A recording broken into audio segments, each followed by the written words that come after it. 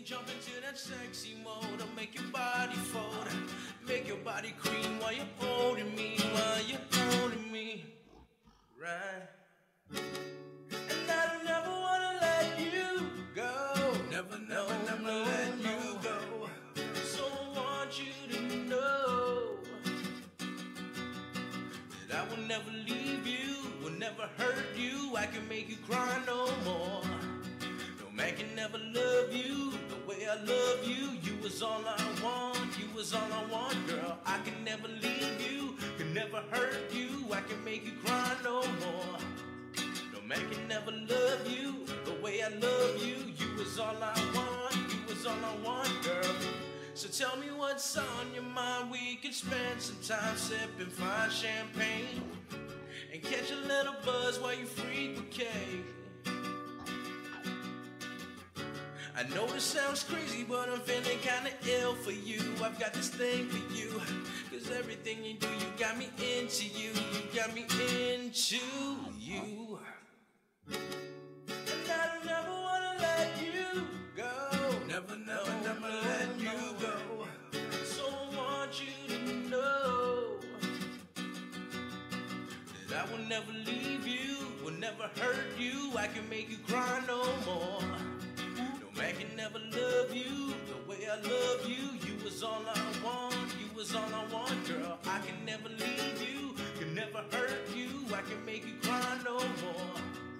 No man can never love you the way I love you. You was all I want, you was all I want. You're like an angel in disguise, my eyes cannot seize. From staring at your body, you sway like palm trees. That palm breeze, you're fresher than fruit squeeze. Now I can't refrain from dipping your whipped cream. Every time the phone rings, I'm off the chain quick. I'm hoping it's you, babe. I'm feeling for you, babe. Them thick lips, sexy thighs, baby, got it going on. For you, I sing this song, come on. And I don't never wanna let you go, never let you go. So I want you to know that I will never leave you, will never hurt you. I can make you cry no more. No man can never love you the way I love you. You was all I want, you was all I want, girl. I can never leave you, can never hurt you. I can make you cry no more. No man can never love you the way I love you. You was all I want, never let you go. More tears on your pillow. Never let you go. 'Cause I'll always be there to hold you. Never let you go. Make my life so easy. Never let you go. I need you and baby, you need me. Never let you go.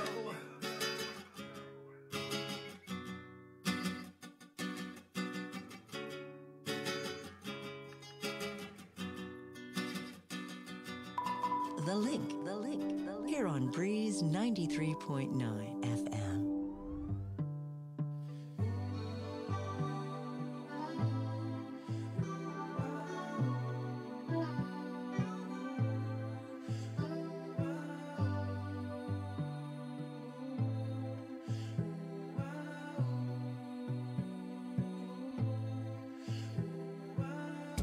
Let me take you to an island where the sun never stops shining.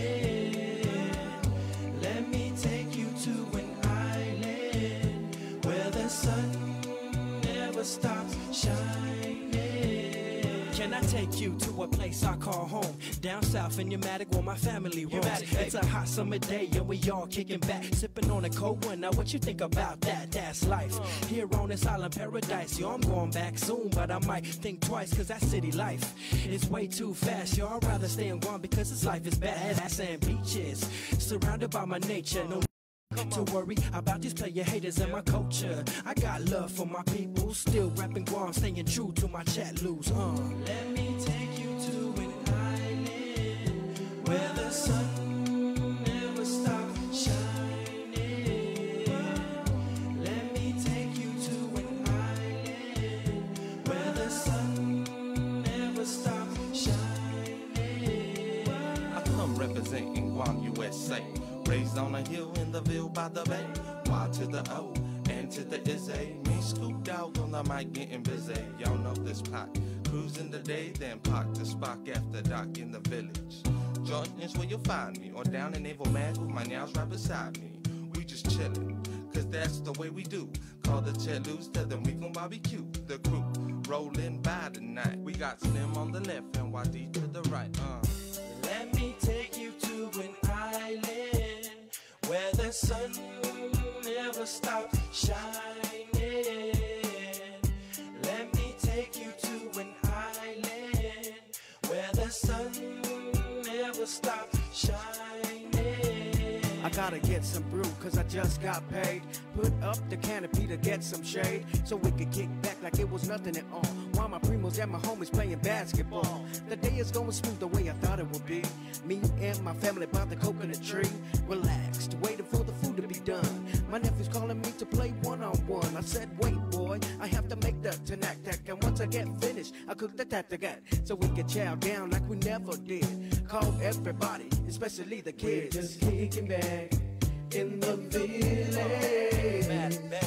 All the kids are playing around with the family. We're just kicking back on the island.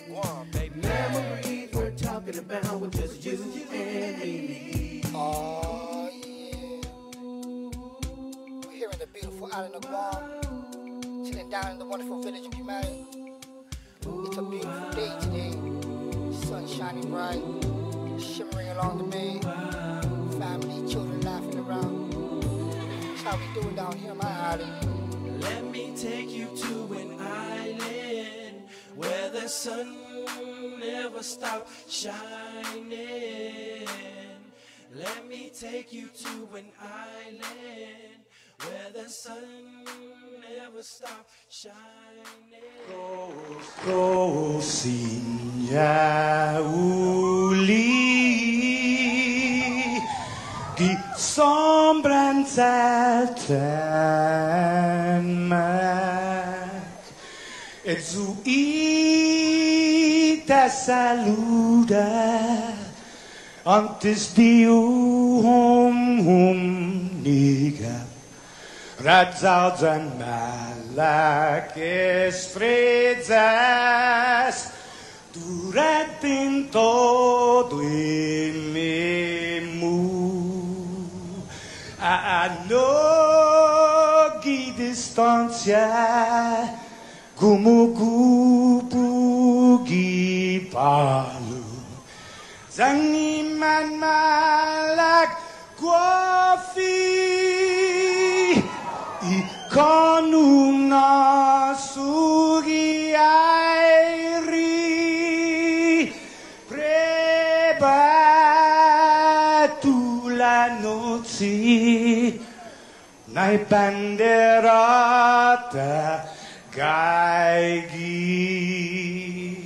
pues atan fanni bandera co esta pagua pumalapa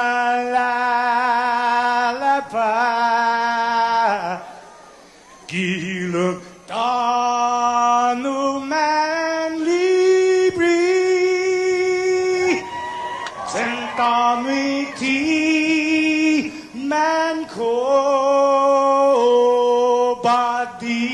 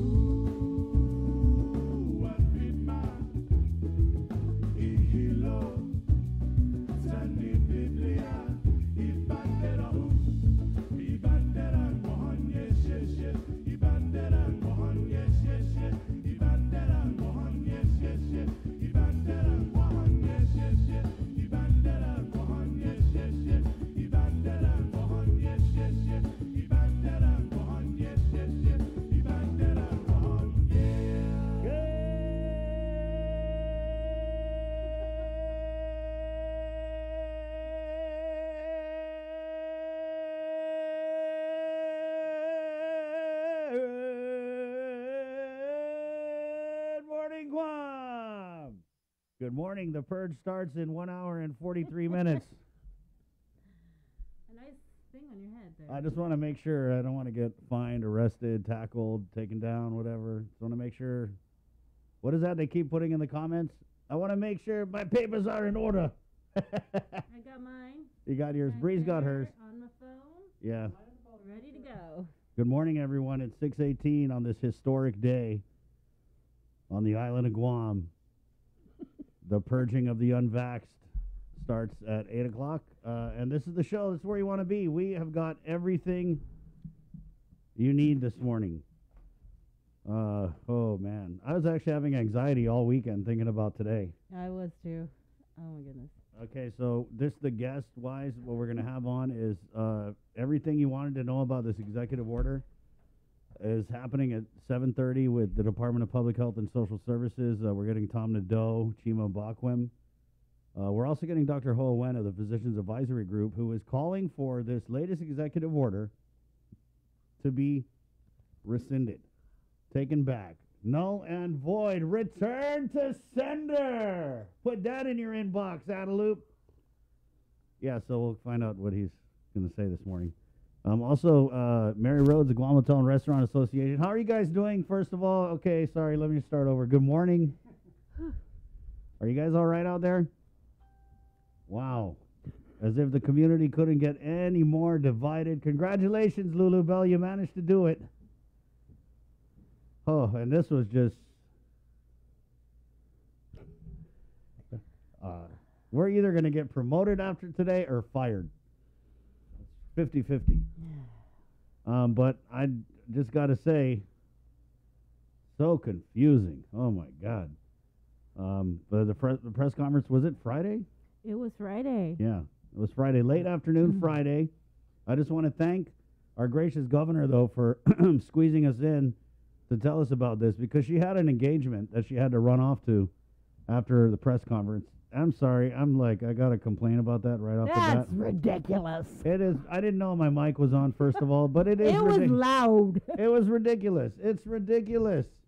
It really is. What is the governor too busy doing that she cannot sit with the people of Guam? What engagement? This is not America. This is Guam.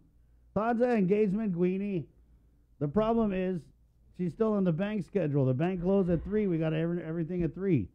Really, though, you come and you drop this huge pronouncement on the people of Guam, and then you're going to run off to an engagement?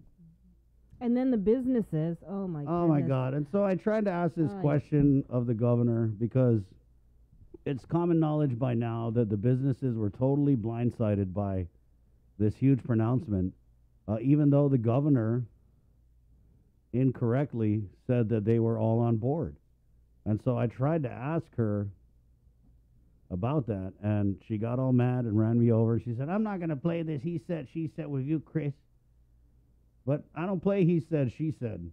I don't. I go by the facts, and the facts of the case were that they were not. They were totally blindsided. And Mary Rhodes of the Guamatone Restaurant Association is going to come on this morning and tell us exactly that. She's been all over the media all over the weekend. And I just feel like the governor lets these personalities kind of get in the way of, like, if you're going to get mad and you want to answer, then let someone else answer. You know, this is crucial information that the people need. Yeah, and so there was that, and there's just a lot. I ate at King's yesterday after church, and I feel really bad for one of the waitresses there. She was like, man, are you guys going to come out tomorrow? And I was like, yeah, probably. It was right next door. We want to come out and we want to see how it is. And she was like, yeah, guess what? I said, what? She goes, I took the day off. She said, I signed for leave because I don't want to be out there asking anybody for any vaccination. They're going to get mad. There's going to be a riot, whatever. So, yeah, these businesses are freaking out. The employees are freaking out. That's why I got to say again, why do you go and you drop a huge executive order on a Friday, effective a Monday, and then you leave everyone out here just... They got the guidelines, though, at around Saturday. Yeah, Saturday morning. Yeah. So Public Health is going to actually come on and talk about the guidelines at 7:30. We're getting Dr. Hoa Wen. But again, this was just one of those like huge drops after 3 weeks of relative silence. And the thing that gets me is, like, if you look at the major concerns from the public, the schools is like the biggest concern, right? And rightfully so, guys. Even with John Fernandez talking about the data and it's only 0.1% or whatever it is, that doesn't invalidate the way the parents are concerned. And the governor misinformed. It's so tragic. She misinformed the people of Guam at the press conference Friday because someone had asked about the schools, and she said, "Oh well, they're letting them go. The parents, they're letting the parents switch to online. They're not, though. They're not. You have to wait. It's all full." And so for the governor to say that, and the way she said it was, she said it in a way that's like, "Oh, don't worry about a school because they're letting the parents go online already. I told you guys, quit asking about a school." But it's inaccurate. And so when you have a sitting governor who just doesn't even have her information right, doesn't know when the PUA ends, doesn't even know the status of what the schools are doing.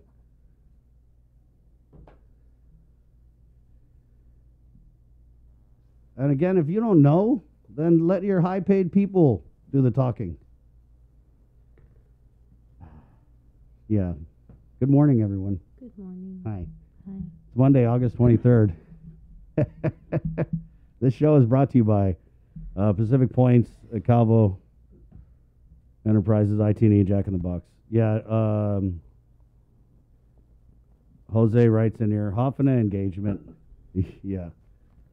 That's just one of those like uppity where we have an engagement to go to right now. Sorry, we can't answer any more of your questions. I'd love to have a panel of media to talk about just the challenges in covering this and deciphering it and presenting it out to the people. Ooh, boy. I feel like we're the communications department over here. We're doing way more communicating and messaging than Adeloop is. But it's our job, and it's what we're going to do today and every day. So here's what's coming up. We're going to talk with some fitness center people, right? We're getting Mike from Paradise and Sam from Custom. We're also, there was a bunch of videos that dropped over the weekend. Most of them really opposed to this latest executive order by the governor. So we're going to get like kind of a little panel together at 9 with just some bunch of different people. Then, you know, some news that came out yesterday, Bree, is Hafaloa is closing their doors. Right. So we're going to have Leonard Ka'ai, great person, him and his family. They're going to talk about why they had to close. They're still going to have their online, but it's just for the apparel. So he's going to join us on the show. And then there were some questions about the whole legality and legal authority that the governor has to impose these sorts of restrictions on the private sector. So we'll sort through that with Attorney Jackie Terlahi from the Guam Bar. She's the president. Yeah, I asked to get the AG on, and Carlina was like, no, thank you. And I asked to get some of the Democrat senators on. They're like, oh, yeah, no, thank you, guys. Yeah, Glenn had a comment in here. To change from online learning offsets all the scheduling. We know, Glenn, because we had John Fernandez on here multiple times, and we relayed the concerns from the parents about being able to switch over to online, and he clearly said that it wasn't an option because it offsets all the scheduling, which leaves me wondering why our governor announced the total opposite of that at the press conference. You know how many people ended up calling the schools because our governor doesn't have the proper information? Right. Yeah, oh, by the way, guys, vaccinated, unvaccinated, starting at 8 o'clock. What's our policy, Bree? For work? No, just for our show. We were talking about this. Yeah. Only the vaccinated can call in. Yeah. And the unvaccinated must comment on Facebook. Yeah, unvaxxed, you got to stay on the We're Facebook just kidding. Okay. quarantine. Yeah, but this is it's so complicated, and there's so many things to talk about this executive order, and I feel like it didn't just blindside the businesses. It kind of blindsided the public because everyone was expecting, because a lot of the clusters from what we had heard had come from bars and social gatherings. People were anticipating that the restrictions would be centered around that. And this latest executive order, guys, there's some things in here that's like, if you're unvaccinated, attention unvaccinated people, if you're unvaccinated, this executive order says that you can't gather with anybody outside of your household. Is that legal? I mean, can you tell people who to hang out with? Can you do that? I'm just wondering. Authority. So the Organic Act gives the governor the power to tell you who you can hang out with. That's why I think we need to do this, guys. We need to do it. I'm trying to set the example this morning. Because if you're unvaccinated and you're not allowed to hang out with anybody outside of your household, I don't want to get you in trouble. I don't want to get you in trouble. So I think there needs to be a system so we can see, like, oh, whoa, guys, you're not supposed to come around me because you could get a fine. How much is it? Oh, that's the other thing. So the governor went on, and she was coming hard. She was like, if you do this, $1,000 fine. If you do that, it's $1,000 fine. If you do this, yeah, we're going to fine you.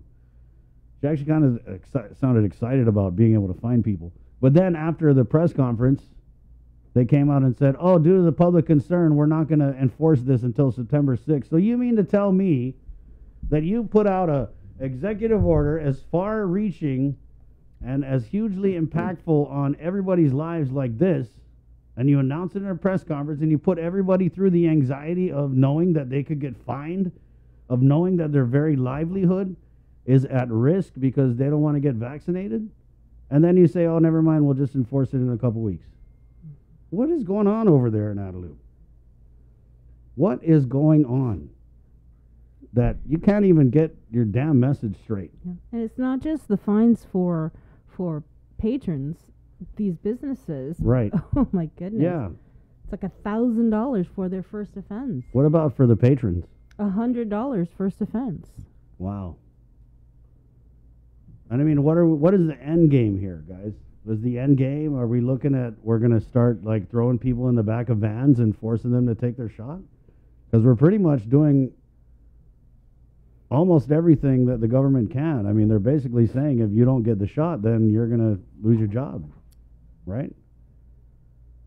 So it's very complicated. Like, I mean, just talking with Bree and these guys over the weekend about how we feel about this executive order, I'm torn on it. I am. I mean, I can see kind of the public health argument, but the problem is they say, oh, we're following the science and the data, but the science and the data to me is very confusing to the average person, right? Because like everyone says, if you're vaccinated, you could give it, you could get it. If you're unvaccinated, the vaccine does nothing to curb transmission at all. Zero.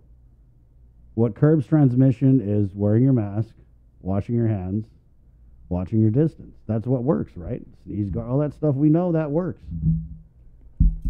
So when we were told to reach herd immunity, I'm pretty sure these people who just don't want to get the vaccine, and that's their right. That is their right if they don't want to get it. They probably thought that, oh, once we reach herd immunity, we're going to be fine. I'm not going to have to worry about being forced to take it. Well, that's not what's happening. And we want to hear from you guys. 637-0094. That's our phone number. Of course, a lot of the show today is just going to be kind of unpacking everything with this executive order and just the information of it. But obviously, we want to hear from you guys, too. There was a couple protests over the weekend, right? Yes, there was. We'll have that in the newscast. Okay, let's go ahead and get into the news then. You ready? Yes. 6:31. This is the link. Miss a link. Miss a lot. Oh, this is my Vax card, guys. Because I want you all to know when you see me coming, I'm one of those people. One of those. But I'm not like a stuck-up vaccinated, talk down on people who aren't vaccinated type of person. I believe it's your choice, okay? I made my choice, so that's that. All right, so let's get into the news now, 6:32. It is Monday, August 23rd, 2021, with the very latest, and there's a lot, from the KUAM News team. Sabrina Salas-Matanati. Good morning, Sabrina. Half a day. Before you do the news, I need to see your vaccination card. I have my card. I took a picture, and I have it on my phone so that it is ready to go. I can do the news now. Right. All right. There you go. Okay, she can do the news. What do they do when you can do the news. You're able to. Gov, is it okay if she does the news? Okay, thank you. Here with the news, Sabrina Salas-Matanati. Good morning, Sabrina. Half a day, everybody. Today is the day the governor's executive order goes into effect related to showing proof of vaccination before allowing entry into several establishments.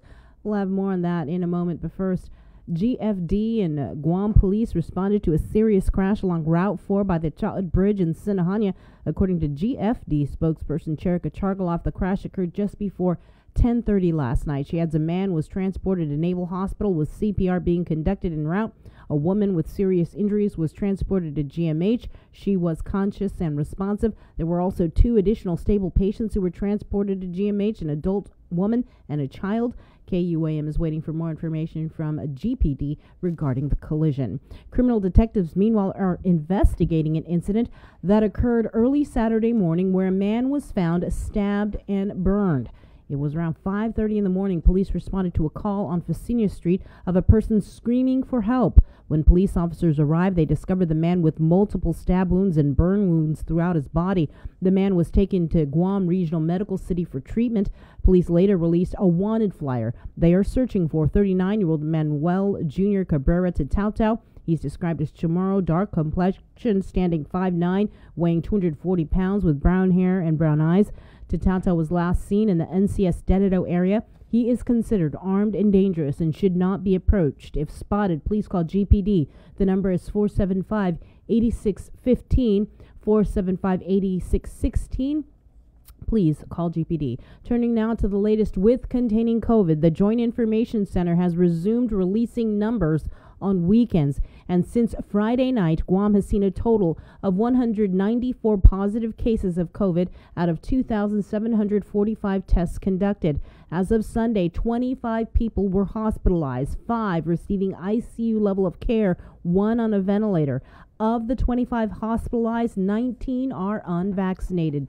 To date, there have been a total of 9,349 cases of COVID. 633 cases are active.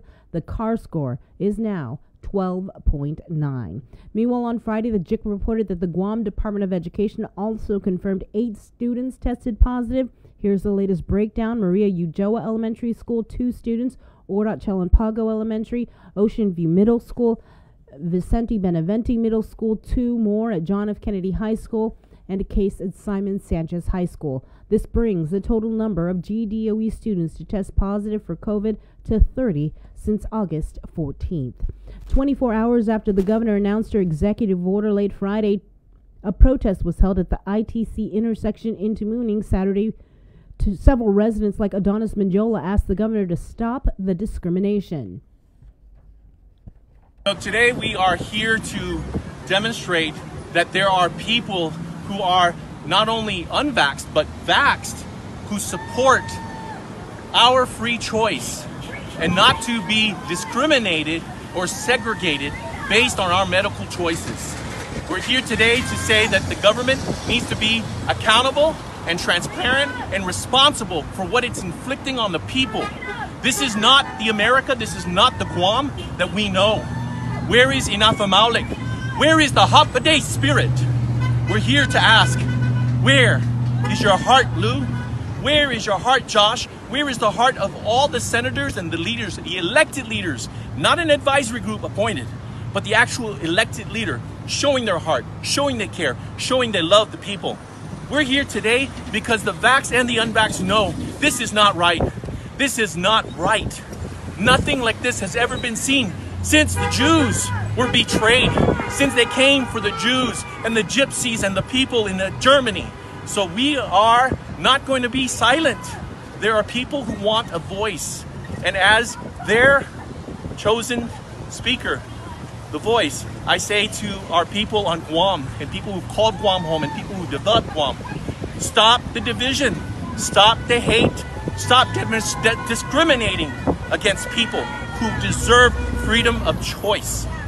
Our body, our choice. God bless you. Thank you.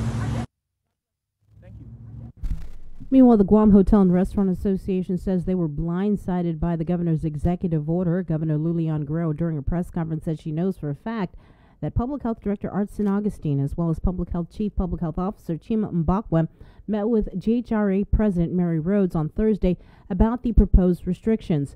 Rhodes, however, issued a statement confirming there was a meeting with Public Health to discuss the recommendations made by the Physicians Advisory Group, but those were not the recommendations they discussed. Quote, we were not informed they were going to mandate vaccines at establishments for service staff. Vaccines at the workplace have always been up to each employer. Second, Rose stated they were told by the PAG they would implement it in 3 weeks to give time for staff to get fully vaccinated by a certain date. quote, we need to allow businesses to acclimate to the new requirements, train and schedule staff, put the proper protocols in place, and notify the public on the new entry requirements. Third, Rose noted that the governor's announcement that only fully vaccinated individuals can enter certain establishments was not what was recommended by the PAG.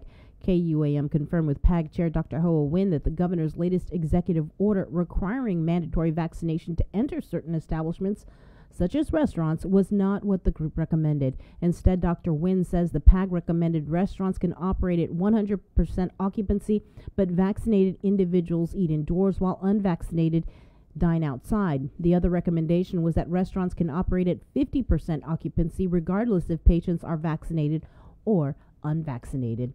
Meanwhile, popular local business Hafaloha announced on social media that it is with a heavy heart that they close their doors. Quote, we will not mandate our employees to get the vaccine, nor will we require our loyal customers to show us identification of vaccination in order to enter our establishment. This prejudicial treatment is unconstitutional, unethical, and we will not comply as our civil rights are being violated.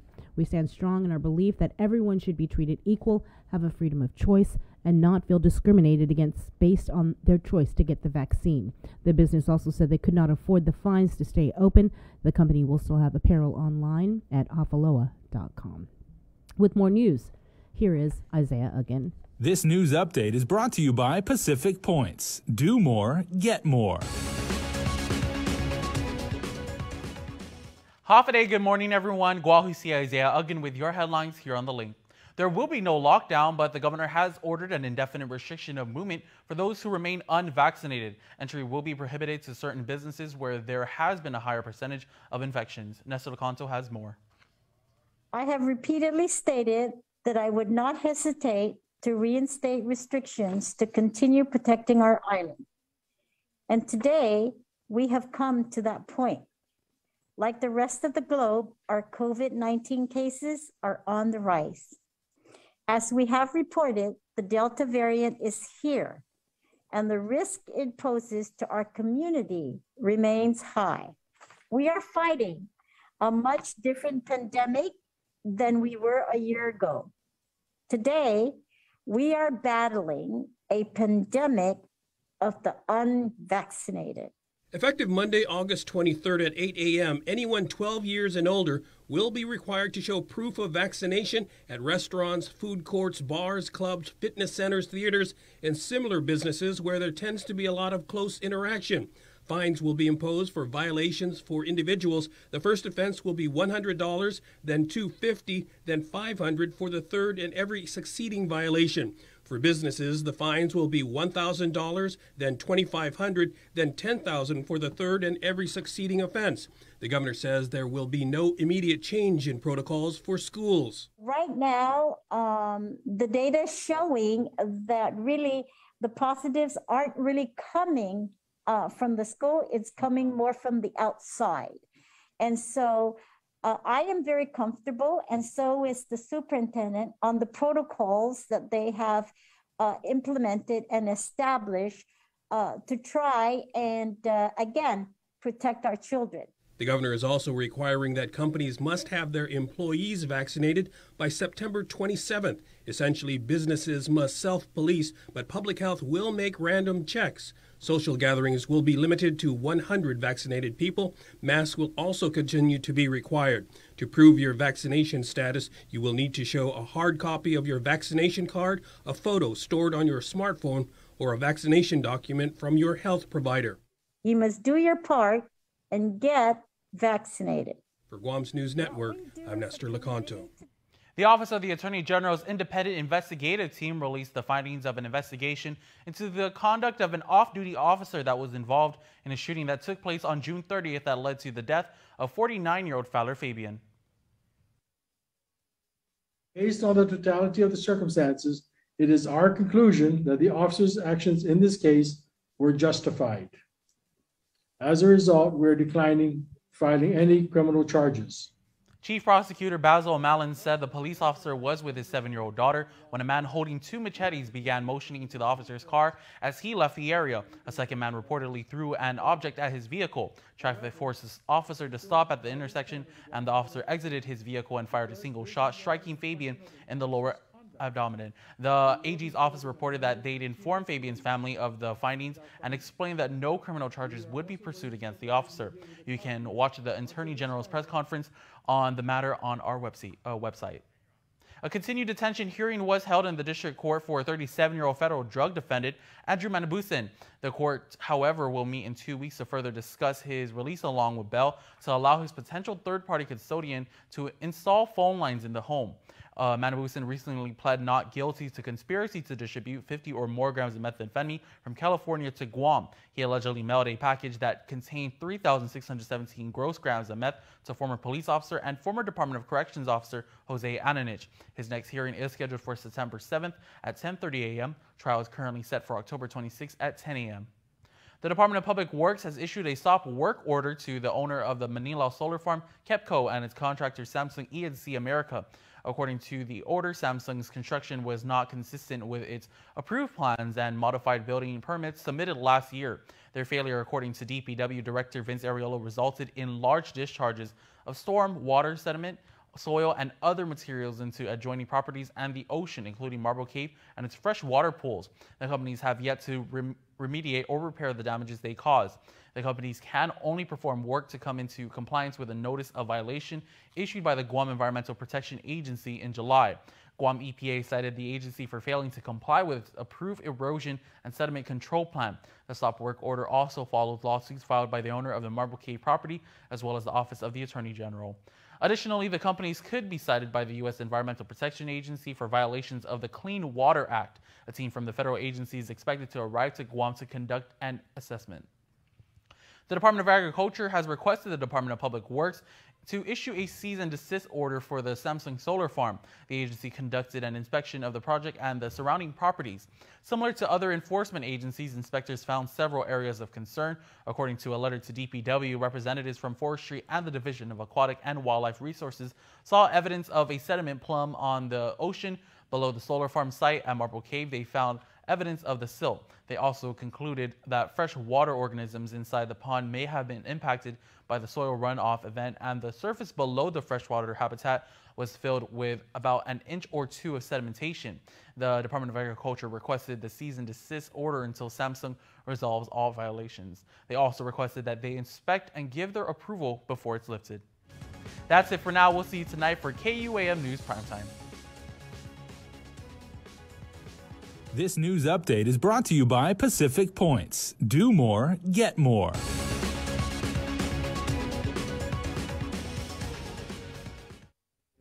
Thanks, Isaiah. With your news in tomorrow, here's Kin Conception. Buenas tardes to get sunto bitunod sa morgan ni KUAM News. Presenta ni Familian Mito gi First Hawaiian Bank.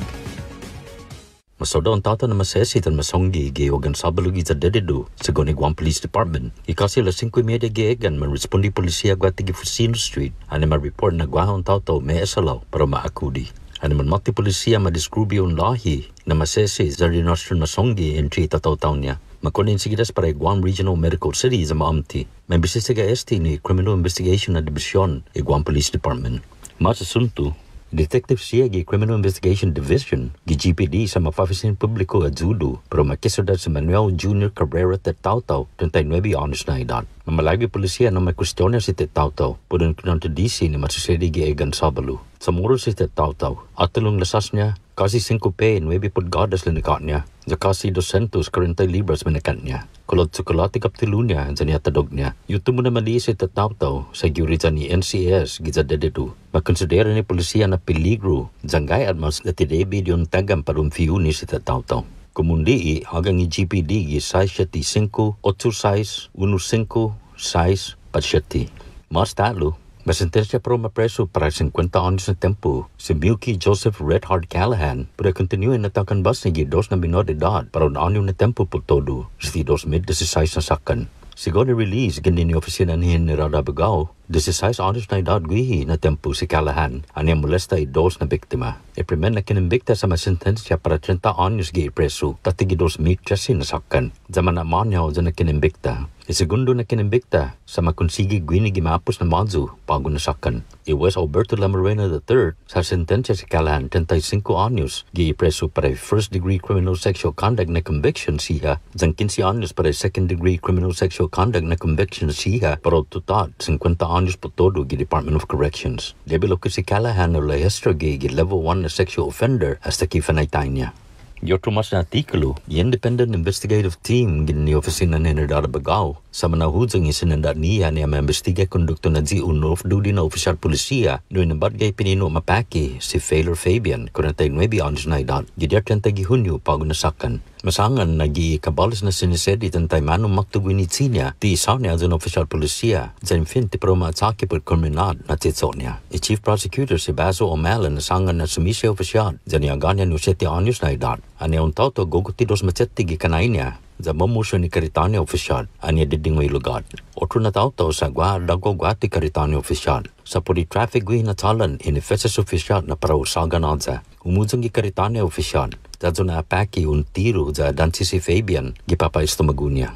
I opisina ni Nerdada Bagao sa ma-report na estamas ng ani familiar niya si Fabian purisin na da investigasyon za ma-explika na taza na sa aking kriminal kontra yung opisyal. Yuto mo na sunto para pago na lunes gini KUAM News gifinut sa Moro. Imahod sangsong siya ginigi isla sa ma-planen niya para ma-distribute aplikasyon ni all rights sa programa para di siya taza izon niya computer. Masya Department of Revenue and Taxation sa mapatsutsu i-distipago yung aplikasyon siya manali za ni Mayor's Council of Guam para ma-prepara siya para mananangga na igot pinfinalagwi. I-presidente ni Mayor's Council of Guam si Jesse Alec sanga na tisenma po da zumana kabali sa aplikasyon. Gyoto semana guahasiya na miyod sa engineer staff pero fa ma-training no taymano para manakabali sa aplikasyon sa taymano ma-process. Imakikitsugwido po siya sa pamanahuzong ni Department of Revenue and Taxation ni aplikasyon antes si dia 1 September za usina zaman na izo computer o masa meeting iparewa na dia sa nadzi siya manapliplika online. No rin-report KUAM adzi all rights na programa ni Magahagag Luliong Guerrero sa ifinin na humalam sa ifinin na humuzong na manera.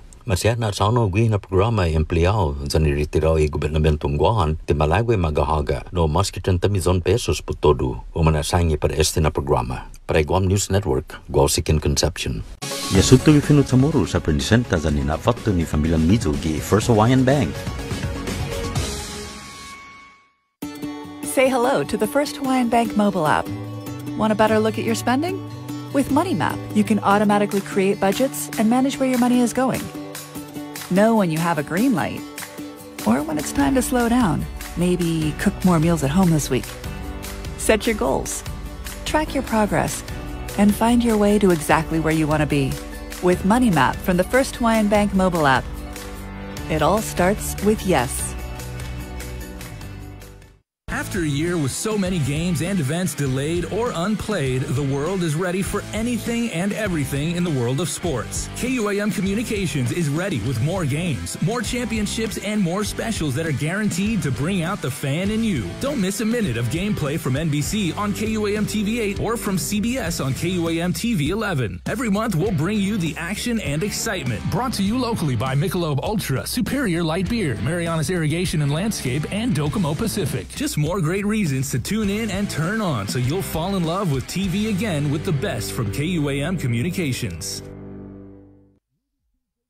See what's on TV tonight with schedules, network news and notes, local promotions and giveaways on KUAM Communications social media pages. Like and follow us on Facebook or Instagram now for all the latest and never miss out. On August 28th, join us as we illuminate hope at the American Cancer Society Relay for Life Luminaria exhibit at the FDMS Phoenix Center. From 10 a.m. to 5 p.m., witness the luminous display of lights, a representation of our love and respect for those who have battled cancer. We will remember those who have lost to cancer, honor those who have beaten this enemy, and support those who are currently enduring the treatments for cancer. KUAM TV has been on the air for 65 years. 65 years of growing, changing, and adapting to the needs of our local community. 65 years of making you smile, laugh, and cheer, and being there for you in times of tears and heartbreak, and learning to heal together. We've kept you on the edge of your seats, been a trusted source for you to turn to, weathered many storms together, and celebrated life's big moments. And now at 65, we celebrate all the firsts we brought you over the years and all the firsts that lie ahead as our world changes. KUAM TV, celebrating 65 years of firsts on Guam. Here on Breeze 93.9 FM.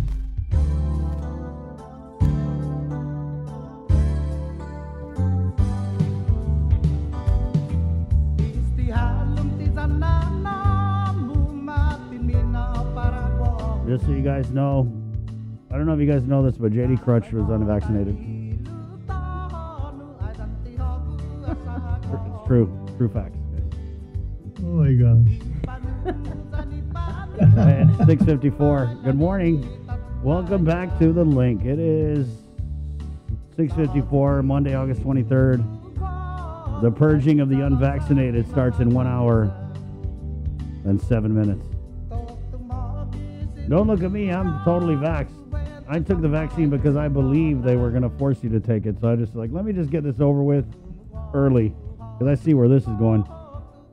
We're going to be joined now in the KUAM News Zoom room by Mr. Joe Cameron, who you guys know he's been speaking on behalf of a lot of retirees with the Guam Association of Retired Persons. Good morning, Joe. Hi, good morning, Chris. Good morning, Sabrina. We just wanted to bring you on because and kind of just looking at the lay of the land over the weekend, where people stand. It was so easy to find people who are totally opposed to this executive order, but to find those who totally support it is a whole other matter. Actually, let me qualify that. To find those who totally support it who aren't receiving a government paycheck is a little hard to do. Because, I mean, if we're looking for people who support it, we can get the whole cabinet on here and get it over with. That's true. That's true. Right, Joe. But you actually totally support this executive order, right? I sure do. You know, when it comes to life and death, there has to be a very low tolerance of risk here. And, you know, as I mentioned to you earlier, you know, as far as I'm concerned, I don't believe... I believe it's illegal to play Russian roulette as far as I remember, and you can't perform it on a non-willing participant, that's for sure. So I am an unwilling participant if somebody who was not vaccinated was to try to spread something to me and then get it over to the rest of my family. And you know what? If I can be forced to wear a suit, or if I'm for a special event, as I say, or if I am on a uniform for my work, for goodness sakes, all I'm being asked to do is to wear a mask, and I'm asked not to come in. Is that asking too much when it deals with life and death? But Joe, that's not all we're asking of people. Actually, the governor's executive order asks a whole lot more than that. Bree? Yes, and I agree with her. If you notice, New York, San Francisco, and of course, Lieutenant Governor Green from Hawaii, and then of course, Governor Pedro from the Puerto Rico has also extended out the same, very similar executive order. And it's kind of embarrassing, actually, for me to look at some of these people turning on against the governor like this. You know, there's things that we may not agree with, but clearly, I would never let that cloud my judgment on this life and death issue. This is a serious issue, and I want to go on record that, you know, this is the way I look at it. Since these other much larger populations are doing this, I wonder why the personal backlash here from Dr. Nguyen and Mary Rhodes. I just wonder, because it really concerns me that how does this particular release jive with so many places doing the same exact thing? More importantly, it should never have been said in public and should have been worked out with the governor in private. And you know what? When Dr. Nguyen did what he did, all he did was fuel the anti-vaxxers. You know, this is a political nightmare. on behalf of those people who are thinking anal. You know what? We have laws that regulate 18-year-olds and under and drinking in public places. And this is a pandemic. Come on, guys. Consider that. You know, our strongest arguments are that both Hawaii and Puerto Rico are huge locations of islanders, and they're doing the same thing. And most places will have to follow if they want to get ahead of this. And the point I'm making here is that I don't remember the details to what's happening with visitors at other locations, but the whole issue here is I think Guam is on the right direction. I think the governor, and I'm reminded, you know, when you look up on Funk and Wagner and all the other dictionaries, you know, governor means to govern. And I don't know if Dr. Nguyen realizes the definition of that.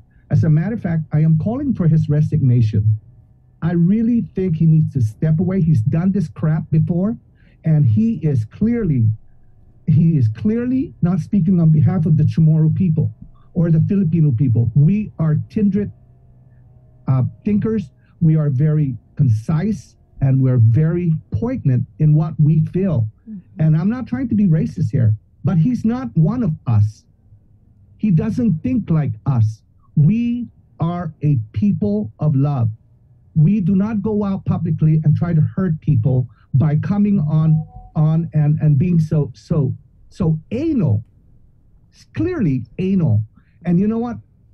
How often do I need to hear that somebody supposedly with a great knowledge is going out publicly against the governed? I don't understand it. He needs to go. I believe he needs to go. He's sending out mixed messages to the people of Guam, and this is criminal. He cannot do this. If he was a smart person, as he proposes to be, he would have sat down with the governor. But he did, though. And said, hey, let's think this out clearly. He did this crap before, and he had to be reeled in. But Joe, this is the governor's physicians advisory group. He met with her twice, not just her. This is the physicians advisory group that recommended, you know, restrictions, but not to this extent to include the surgeon cell. They made these recommendations, but not to the extent, again, to what the governor issued in her executive order. And they had no clue that this was coming down. Neither did GHRA.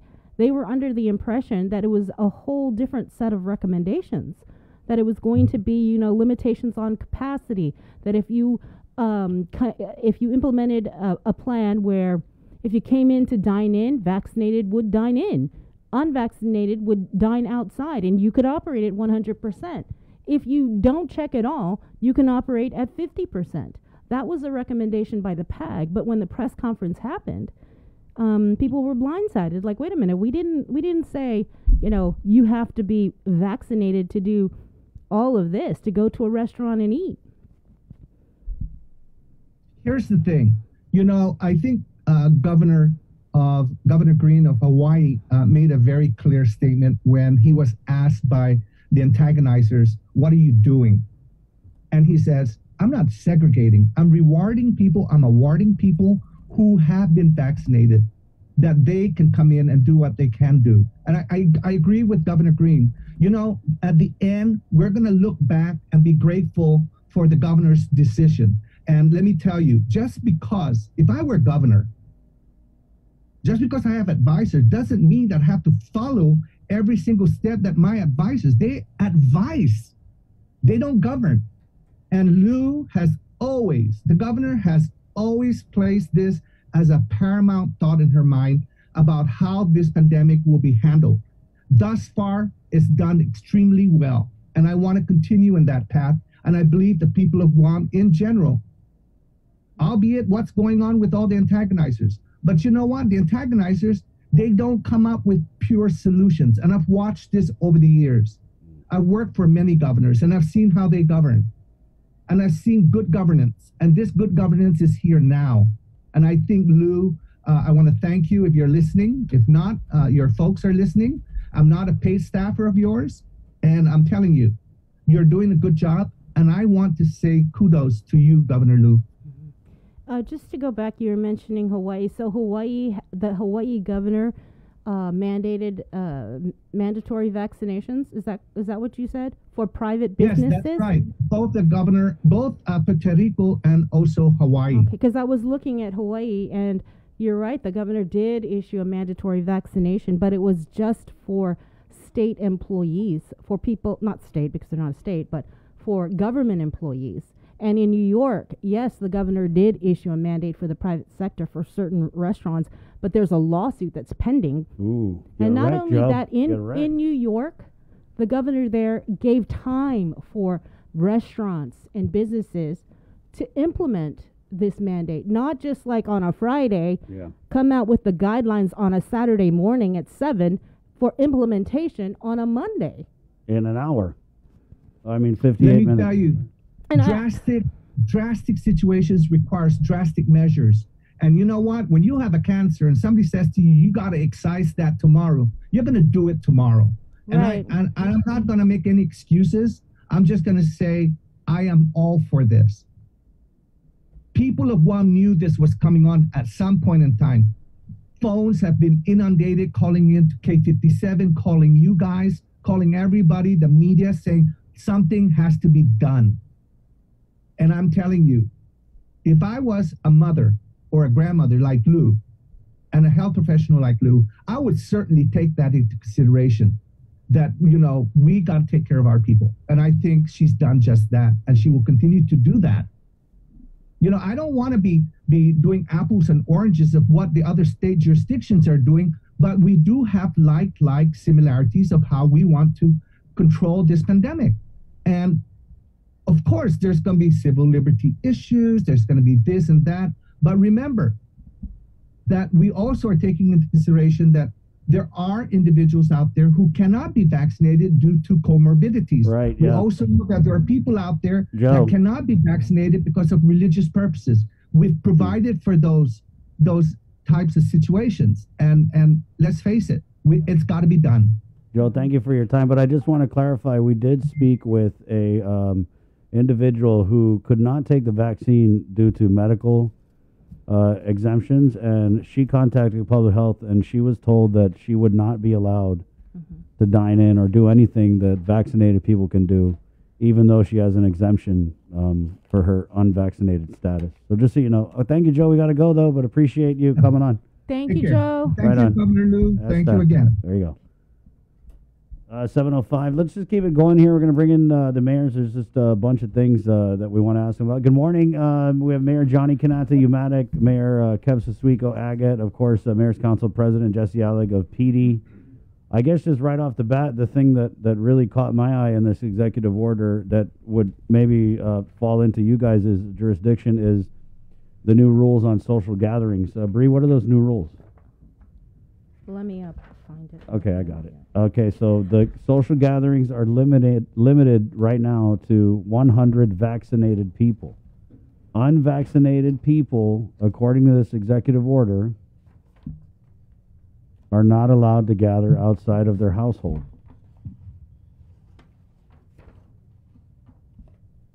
So, how do you enforce that? Go ahead, Bree, got it? Because I want to make sure we're accurate.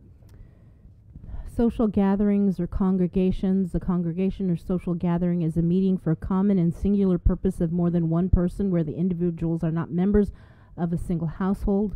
Effective 8 a.m. today, social gatherings or congregations shall be limited to more than 100 vaccinated persons unless otherwise provided herein or in applicable DPHSS guidance. Unvaccinated persons ages 12 and older may not participate in social gatherings with individuals who are not members of their household. Children under the age of 12 may attend social gatherings. Wow. So how do you guys as mayors, I mean, next time there's a gathering at your park, what are you going to do? Go in there and be like, let me see your cards, everyone. I guess we'll just start with Mayor Kev. You look like you want to say something. Good morning. Good morning. Good morning, Chris. Good morning, Sabrina. Good morning, Guam. Good morning. I think it's time for us to also readjust to our office. You know, we started getting back to some kind of normalcy, right? But with the new order, it seems like we may have to scale back just to be in accordance with the governor. It'll be hard for us to, I think, go out there and to police the, stand out there and to check vaccination cards and what have you, especially since our facilities are open. So we're really going to have to revisit it, I think. And, maybe for the ones that already have booked into the Saginaw Mesita, we'll probably go ahead and allow it. But I think moving forward until we start to see the numbers maybe go down, then we can reconsider reopening. But it's really, really dangerous. We got some word just last week about Ocean View Middle School possible case, and it's our kids that we're worried about. At first we were worried about our manumko, but it seems like our kids are where we should be concerned with now, especially for the 12 and below that cannot get vaccinated. So as far as the facility, I think we'll continue on with those again that are already on hold for the Saginaw Mesita, but moving forward we may have to revisit. What about you, Mayor Johnny? I know that a lot of people have been using those the little shelters you have in front of Umatic Bay. So how are you going to make sure that only the vaccinated are gathering? Unmute, Mayor. Good morning, Jason and Sabrina. Good morning, Guam. Good morning, Mayor Johnny. Good morning, Umatic. Anyways, yeah, we had a big function here yesterday.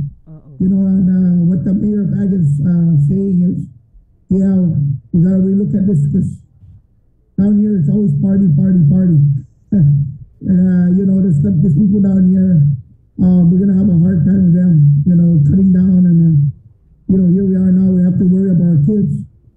Again, we have 2 of our staff that the kids have to be tested, so they're not in until the test comes out. So right now we're working with maybe five staff at the most right now, and we're gonna look over and check how we're gonna work on this. Our beach pavilion are the only one that are open right now. Everything else is shut down.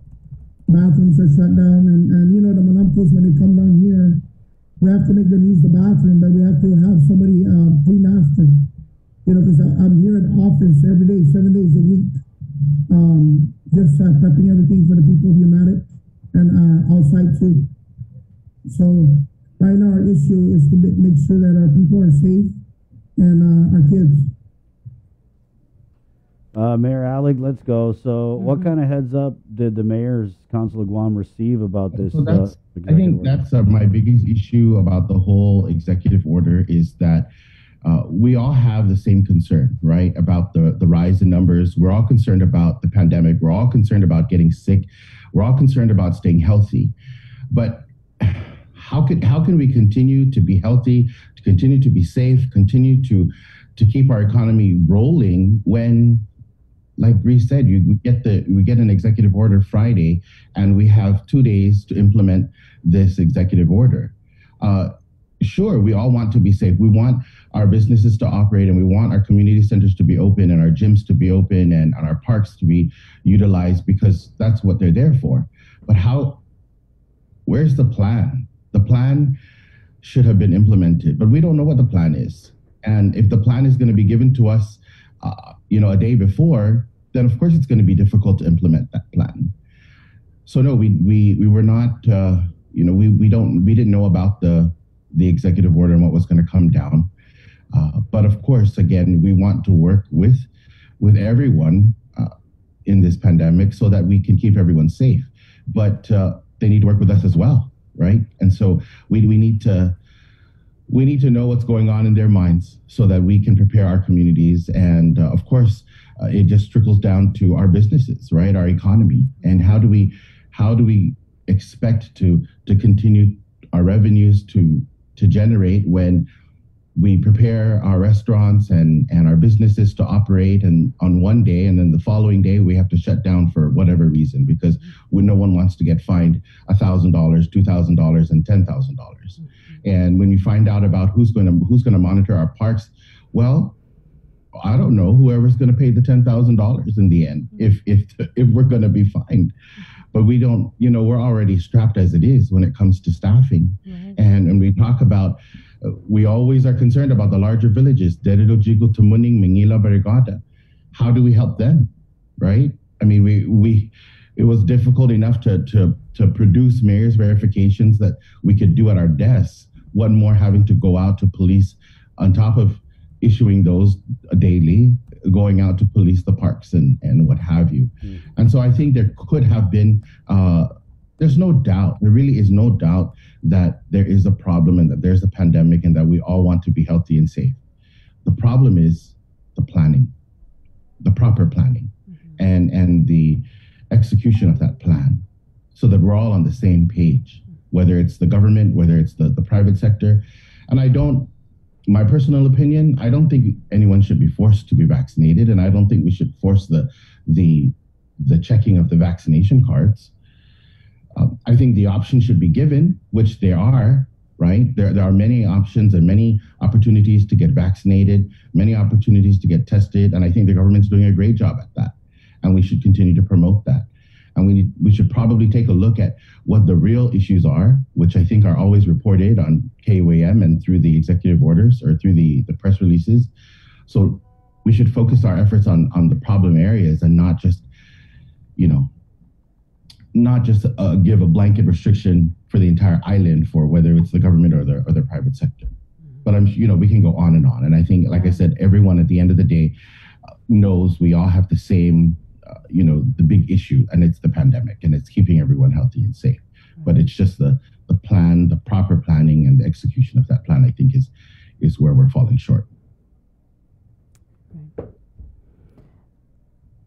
Did you want to go to the phone line? Yeah, we're going to go to the phones here. We have, I think, is it Kel? Oh, darn it.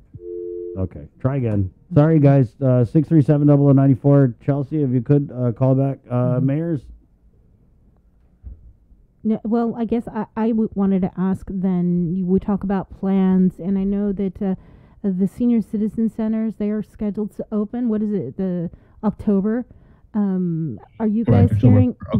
Are you guys hearing anything? Are you guys going to be enforcing? And you must be fully vaccinated. I know that some in UMCO may have some health issues that they're not able to get the vaccine. But so that's another thing is like we have to consider that, because that's already been discussed with the administrator for Division of Senior Citizens, that we're not able to require or mandate those vaccinations unless, of course, the regulations have changed from the grantor. But at this point, we can't mandate the seniors, the Manamco to get vaccinated in order to enter the senior center.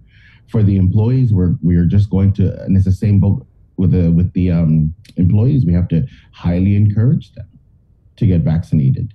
Well, I don't know. That might change, right? Because of the the mandate on the government employees. Yeah. Well, we certainly thank you guys for coming on. We do have our phone lines are starting to light up right now. Call us next time. We'll talk about the erosion that we wanted to bring up in Agate and Umalik, because that was going good for them. I know, Mayor. We'll reach out later today.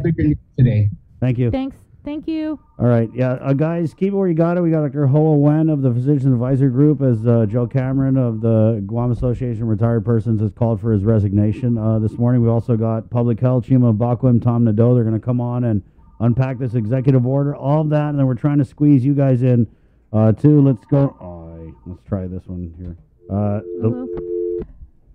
This is something with the phone system, guys. So, call back. We're going to take a quick break, and then we're going to get more of the show here at 7:16. Good morning.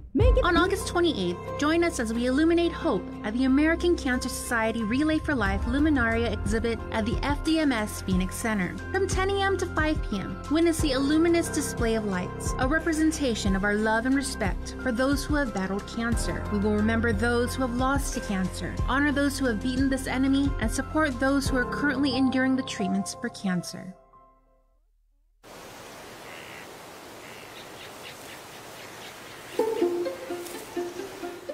Guam was once home to over 12 native species of forest birds, each with their own unique sound, color, and role to play in our ecosystem.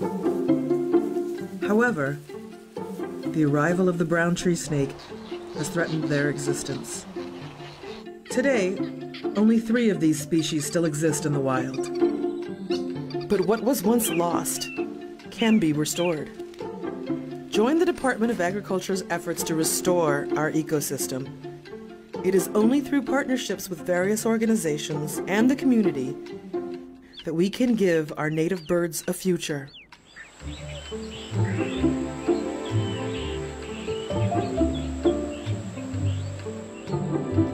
Support snake suppression. Do you feel like you're missing out on something? Make life more rewarding with Pacific Points. Earn and redeem points for bill rebates and free load at IT&E, discounts on fuel at Shell, vouchers at Foodies, and United Mileage Plus miles.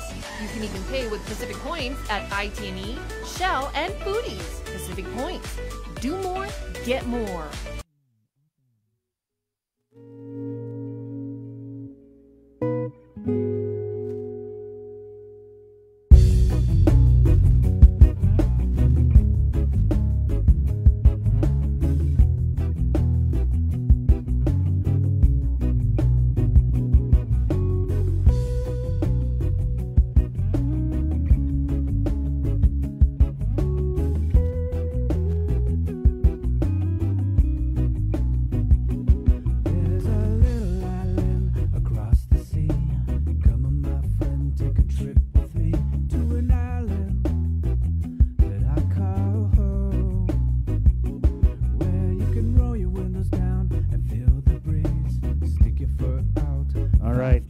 Guam, vaccinated, unvaccinated, whatever. Love you. 720. Let's go to the phones here, guys. I'm trying to figure this phone thing out. So I know we have a gentleman on line 1 and a woman on line 2, Chelsea. I think we're going to start with Chelsea. Go ahead, Chelsea. Good morning. Welcome to the link. Hi. Good morning, everybody. Hi, Chelsea. So, hello. Hi.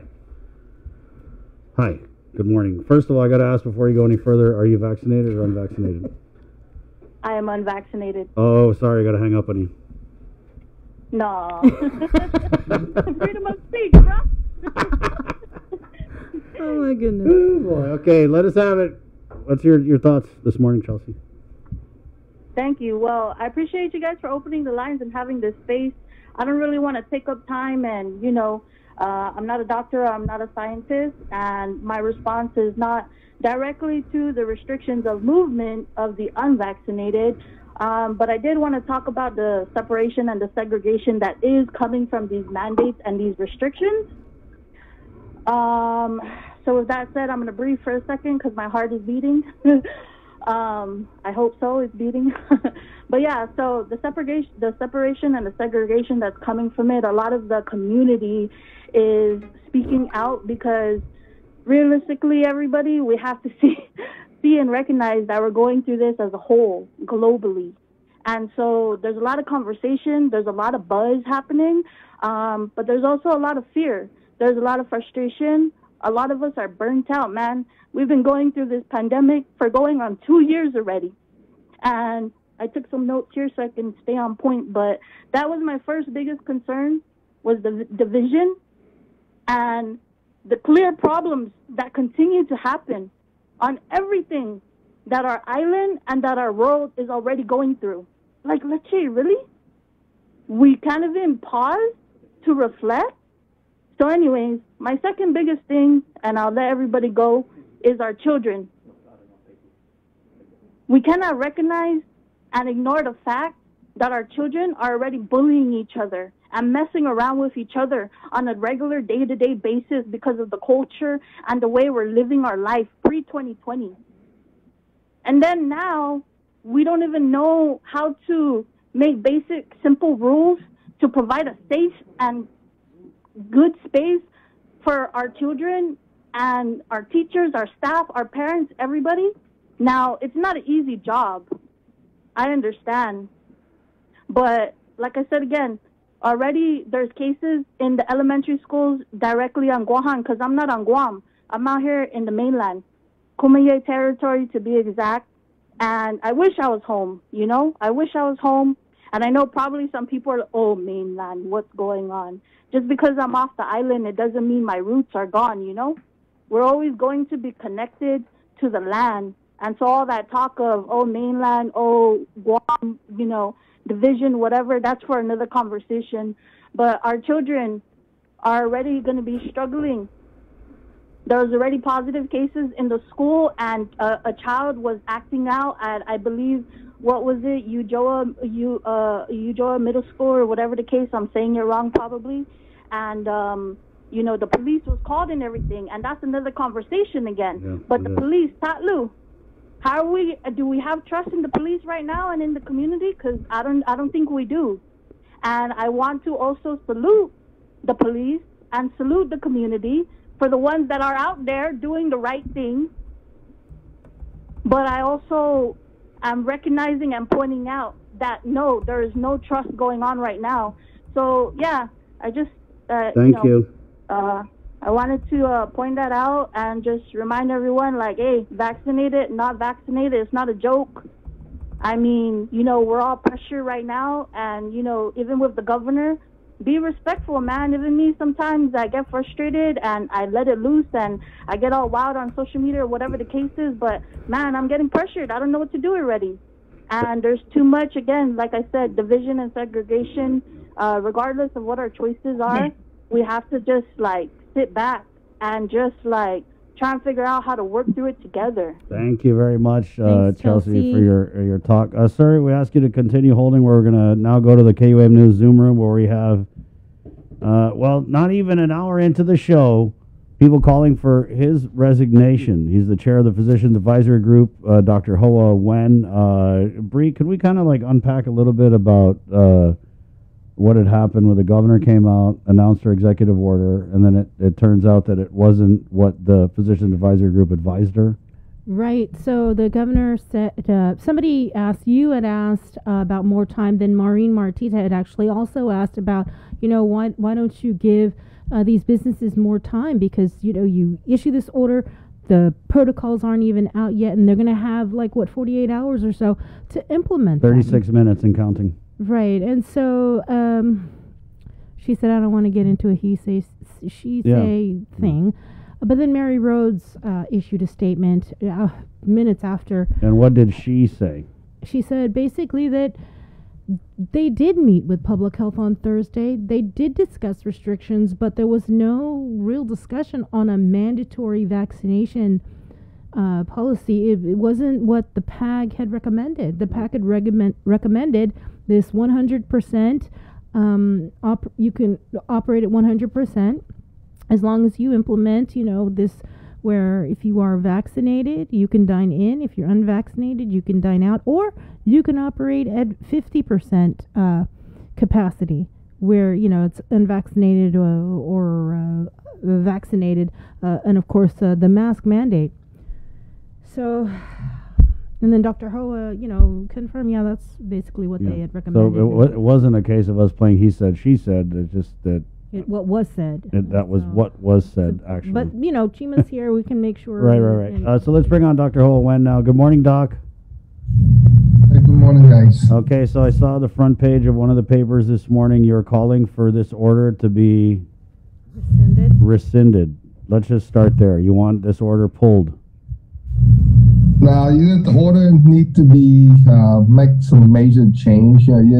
I think that we can either remove it or make some change to kind of number one is get the mandate to be removed. I don't think that we can mandate the employee of private company.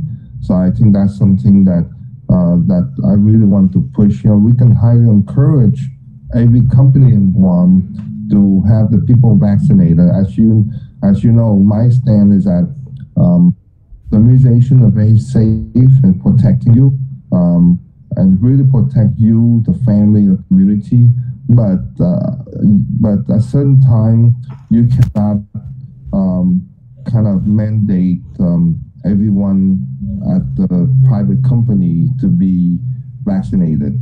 Now, to make sure people understand, AMC and GRMC, we mandate our employee to be vaccinated, but that is our decision because of we are in the healthcare business, and that's to protect our employee, our patient, our family. So that's the choice that the company make, not because the government asks us to mandate our employee to be vaccinated. So I think that decision of mandate the employee of the business to be vaccinated, that should really need to be changed. I think that we have to respect people's choice of getting the vaccine or not getting the vaccine.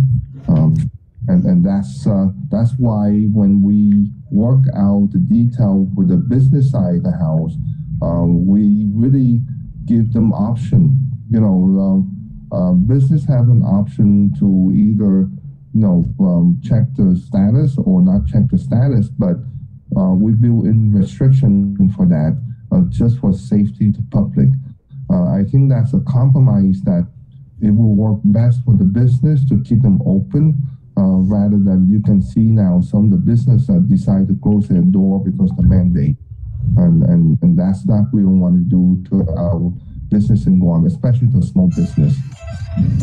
Right. And I thought, that whole thing what you were mentioning about having the legal authority, I know that was a question that was brought up during the press conference on whether the governor did have the legal authority to do this. And I believe she said, well, she has the Organic Act authority that provides her that authority to issue this sort of a mandate. But what I also found interesting is that when she issued her Instagram video at 9 o'clock at night, on Saturday, couple like Saturdays a week ago, when she was talking about the mandatory vaccination executive order for GovGuam employees, she said, I highly basically recommend that the judicial branch, the legislative branch, and the private sector follow her lead.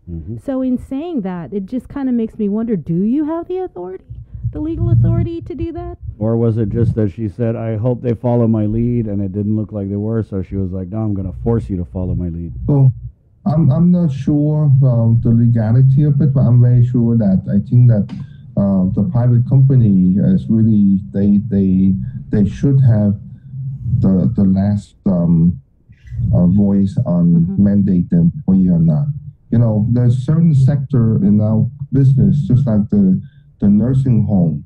It will be mandated because most of the nursing home in the state are granted by the federal funds. So yes, if you are in that category, then yes, you will mandate. But like say restaurant, the mall, the movie theater, I think that they should not be mandated at all. And for us to curb this restriction, this surge right here, we really need to identify where the cluster coming from, right? And we know the cluster coming from the bar, that's number one, from the large gathering, that's number two. So I think we should concentrate on those, and the way we do that is just limit the gathering. I would put only down to 25, and that's what we suggest, because 100 is still a lot, plus 100 vaccinated people can carry the virus asymptomatically, and they can carry give each other without knowing it. Now they're not going to be that sick, but again, it's a risk for these people to pass it on to unvaccinated people in the community. So I think the larger the number, the worse situation we're going to be in. So that's something that I think it should be way down. So again, the EO have good intention. It's just that I think that it should be changed a whole lot, and so that way we can protect the people right on this deal. Dr. Nguyen, can you just clarify, was the recommendations that the PAG had, was it a Dr. Nguyen recommendation or was it a PAG recommendation in terms of all the members of the Physicians Advisory Group? Was it something that the surgeon cell agreed with? We talk in the PAG, and it don't have to be unanimous, it should be majority, and we passed on the majority of recommendations for the business, and we just talk about the restaurant, because we didn't think that the other service related business are at any risk at this point. So, as again, people need options, so we come up 100%. If you check the vaccination status and you unvaccinated, but you have a choice to eat outside, because people need to go out and dine outside if they want to, or if you want to not check on vaccination status, then we can go to 50%. That's what we do all the time now the past several months, and it's proved to be very safe when we are 50%. So that's something that certain business and restaurant can afford to do. So that's the business side that we, just like Mary Rose was saying, that's what we agree and recommended on.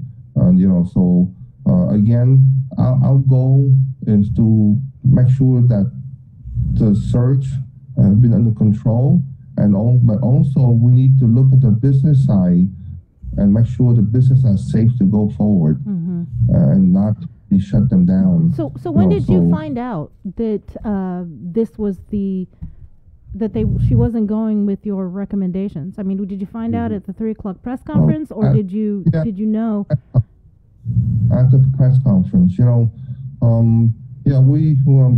At the press conference, and we didn't know the restrictions that strict. Again, the PAC will make the recommendation, but the government have the final saying. But I have to clarify that that's not the PAC recommendation.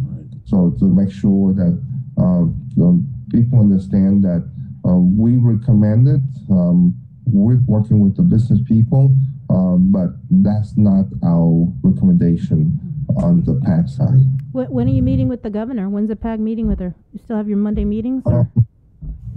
We try to have a meeting with governor later on tonight, just to clarify some stuff, and we hope to work out some issues, make some change.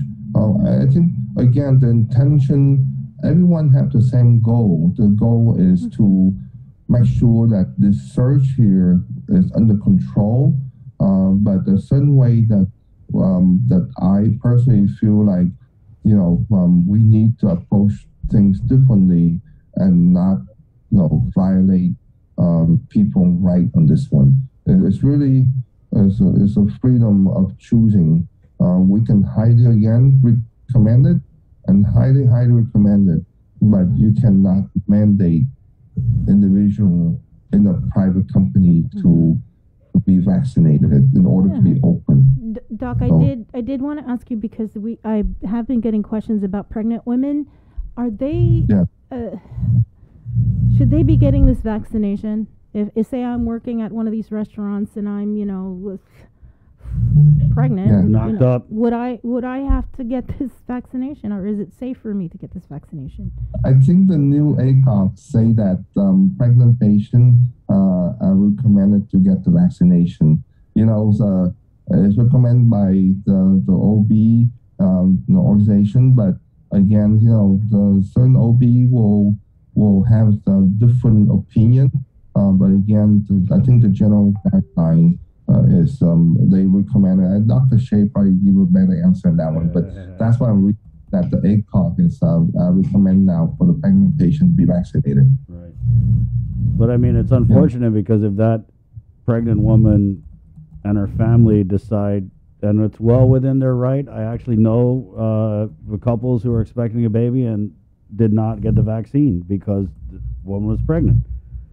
But she's going to lose her job, right? This pregnant woman is going to lose her job if she doesn't get vaccinated. That's crazy. No, that's the right, and I believe that even for our clinic, if pregnant, my pregnant employee, if they don't want, I cannot force them. As mandate we do, we have to make certain exceptions. Doc, we're going to bring Chima on here real quick. He's asking to come on with you. Chima Mbakwem, who's the Chief Public Health Officer. Chima, good morning. We also got Tom Nadeau here. I don't know how long Doc has got, but we did want to bring you guys all on together here. Thanks for joining us, Chima and Tom. I did just want to touch on something that Dr. Hoa had mentioned about the restrictions and the recommendations, and they didn't come from the PAG. Did they come from public health? Good morning. I think what we need to make clear here is that advising or making recommendations to the governor is a privilege. So I think we have to clear that first, because when we have that executive privilege, we really need to look at what recommendations we make and how that recommendation also marries to other recommendations. Because the PAG is making recommendations, public health is making recommendations, and I think it's up to the governor as the final authority, to be the one to make the final decision. And for us at public health, that we are actually the entity that implements and operationalizes all these directives from the governor. So I think if we're clear on that, then that would actually drive where this conversation is going to be going to. So first of all is recommendations, right? We look at it from the point of prevention. We look at it from the point of protecting the community. We're not looking at it only from the business community. We're looking at it from the schools. We're looking at it from the church. We're looking at it from every possible way to mitigate transmission in the community. So public health recommendation is strictly on how to prevent transmission in the community and keep the community safe. So that being said, public health had recommendations, but our recommendations would also be part of other recommendations from other groups. But when the governor makes a decision, it is up to us to operationalize it, because the signature of the governor and the signature of the director of public health is the authorizing signature to carry out those mandates, right? So that being said, what is being recommended today is what we believe is the best approach for the community today. It could change tomorrow morning. It could change in 2 hours. But with the data we have, with the level of transmission we have in the community right now, that recommendation is the best that we can have now. If it's looking at the implementation of the EO, then it lies on public health to actually create the guidance on how the community should go. So I think if there are challenges with the implementation of the guidance, it is up to us to sit back and look at it, putting into consideration those challenges. But discussing recommendations and authority are two different things. So I just want us to be clear as we move. So recommendations are things you say to somebody, then the individual decides to take what you say and then makes a decision, but the decision lies on the individual whose signature is on that. Thank you. Okay, so I'm sorry, did you say yes, public health came up with the recommendation for the mandatory vaccinations to be imposed on private sector? Like I explained to you, you didn't. There are recommendations that were made by certain groups, right? And those recommendations were looked at, and the best decision was made based on those recommendations. So our role we made recommendations, like the PAG said, they made recommendations. But at the end of the day, those recommendations were actually addressed and a decision was made, and that decision is binding on all of us, and then we're going to carry out that decision. But if for any reason there are challenges in implementing that decision, or there is a need, to address some of the challenges in that, then it becomes imperative that we do that. But the fact is that we are part of that recommendation. We are implementing the recommendation. We wrote the guidance for that recommendation. So yes, because the PAG just said they had no clue. JHRA said we didn't know about that. Yeah. So, and I get what you're saying, Shima, about what did you say? It's a privilege to advise the governor. But all I'm saying is, Shima, throughout this pandemic, the Physicians Advisory Group, like we in the media have relied on them because they're advising the governor, and the governor, for the most part, has followed their recommendations throughout this pandemic. So you can't fault us for entertaining Dr. Wen when, I mean, he's talking about, yes, they did make recommendations to the governor, but it's been very routine for the governor to follow a lot of these recommendations. So I just don't think now is the time for us to be like, oh, well, what's the PAG even talking about? It's a privilege to advise her. They've been advising her for the whole pandemic. I'm not saying the PAG is wrong. What I'm saying is that I know. We also made recommendations. Public Health made recommendations, right? The PAG made recommendations. What I'm saying is that all the recommendations that were made, were weighed and a decision was taken, right? Yeah. So I'm not coming out to say public health. I'm not discussing public health recommendation. What I'm discussing is the final product of PAG's recommendation and public health recommendation. So that is the final product that I'm discussing. So the PAG has been very instrumental in bringing us to where we are. We have been also part of the PAG's meetings. We have been part of, the PAG has actually discussed with public health on issues that they feel we should know. So it's a relationship that is ongoing. But what I'm saying is that the PAG's recommendation was actually tabled, the same way public health recommendations were actually tabled, but a decision was taken. So that's what I'm trying to explain. I'm not saying that their decision or their recommendation was wrong. No, they made a recommendation. We accept that. Mm-hmm. We also made a recommendation, but it is binding on all of us, as a team, that when a decision is made, we carry out the decision. But if there are instances we do not agree with the recommendation, we can internally sit down and look at the challenges and address those challenges. But at the end of the day, the whole intention is to keep the community safe. And that's what I'm saying. But Chima, if public health had their recommendations, why didn't they bring that to the PAG so that they knew, instead of finding out at 3 o'clock during a press conference? And on top of that, if you met with GHRA on a Thursday before the governor made the announcement on a Friday, why didn't the public health bring that up to GHRA and say, hey, we're coming out with this mandatory vaccination, all you restaurants, you clubs, you fitness centers, this is what's going to happen? Or this is on the radar. Okay, so Sabrina, like I said, recommendations. Just look at the word recommendation. I know what recommendations means. Okay, all right, hold on, everybody. I'm vaccinated. Stop talking because I'm vaccinated. All I'm saying is, if you had recommendations, why didn't you bring it to GHRA on that meeting on Thursday? Because the governor in the press conference was basically saying, Mary knew what was going to happen. Yeah. I don't know why. I got ran over on that question. But Doc, because I know you don't have all morning, did you want to respond to any of this before we let you go? Yeah, all of this is, again, we, like Chima saying, we strongly make the recommendation. Again, I still have not sure who's advised the governor and the much stricter guidance. I don't know. I wish I can find out so we can talk to that person or the group, just because I think that the governor can only make the decision based on the information that you give to her. She make the executive decision if she have the right information.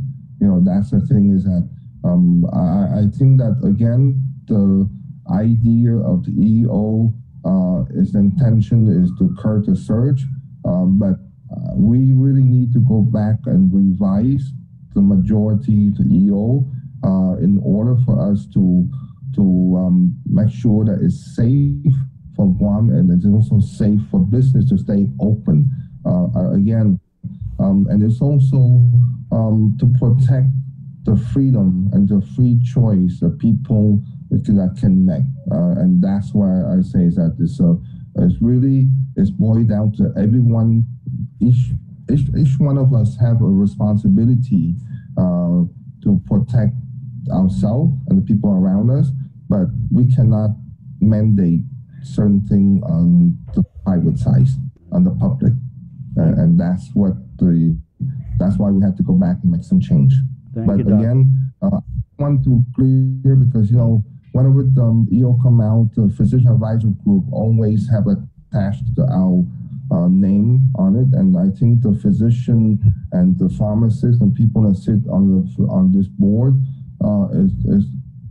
is excellent, and they really dedicate their time, their free time, to do that just because to move Guam forward in the pandemic. So I'd like to say thank you for the member of the PAC. And we will try to make sure that and again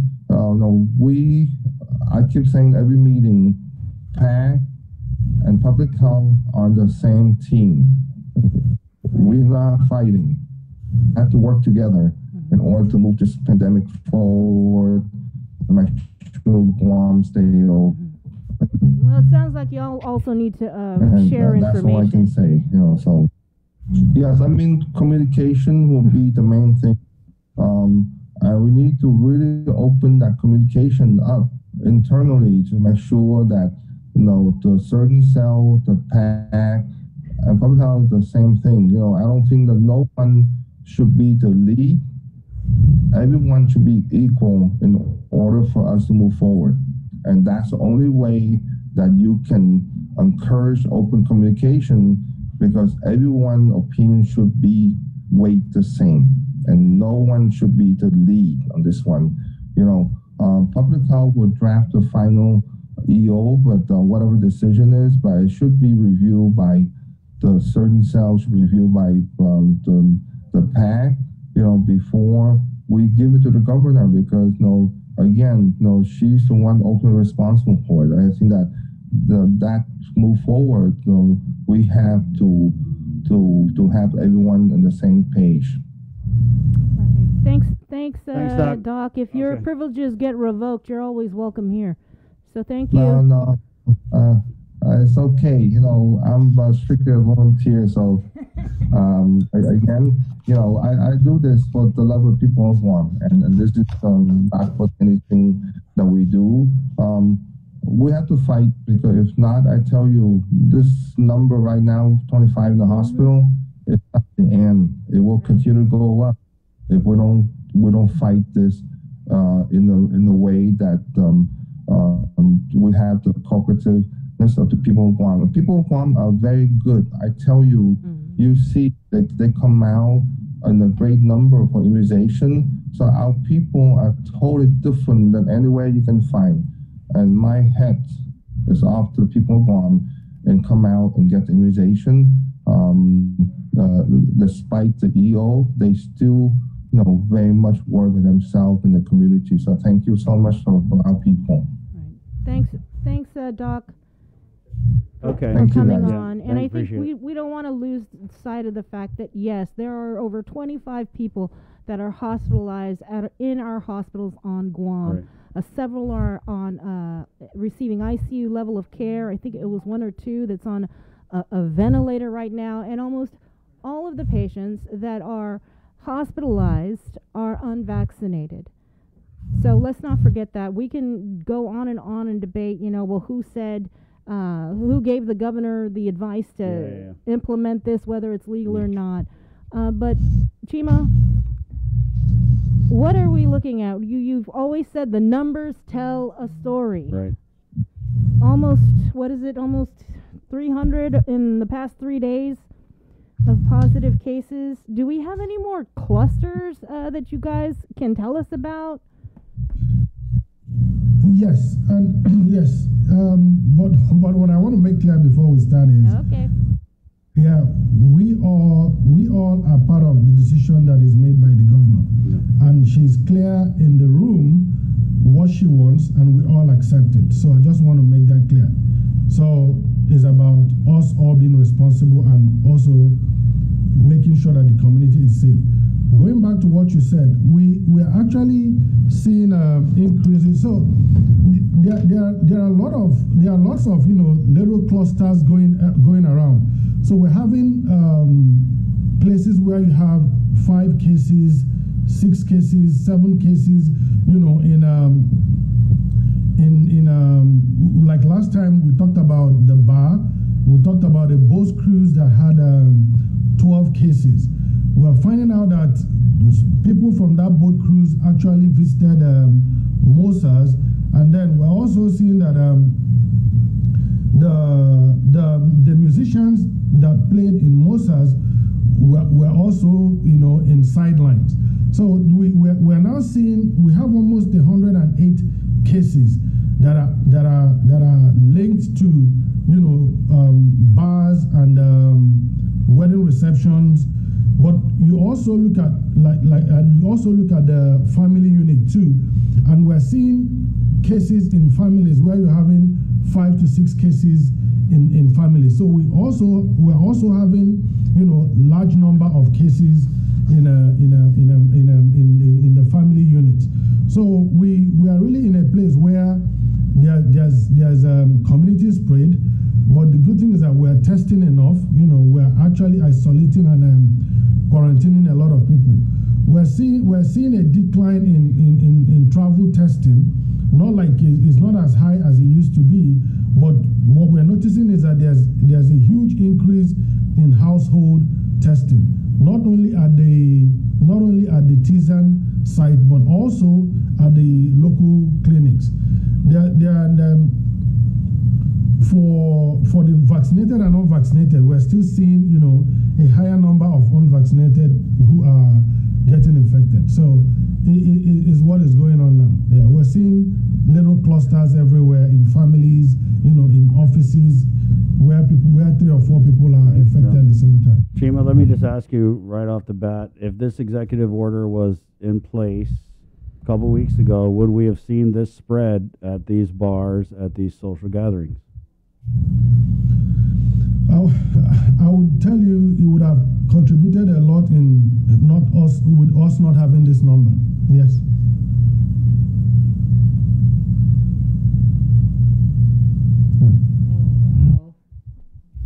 Yeah. Okay. So I got to ask though, with the bars, right, and the large gatherings, those were the 2 places where we've seen from what you said coming on the show, where we've seen the clusters.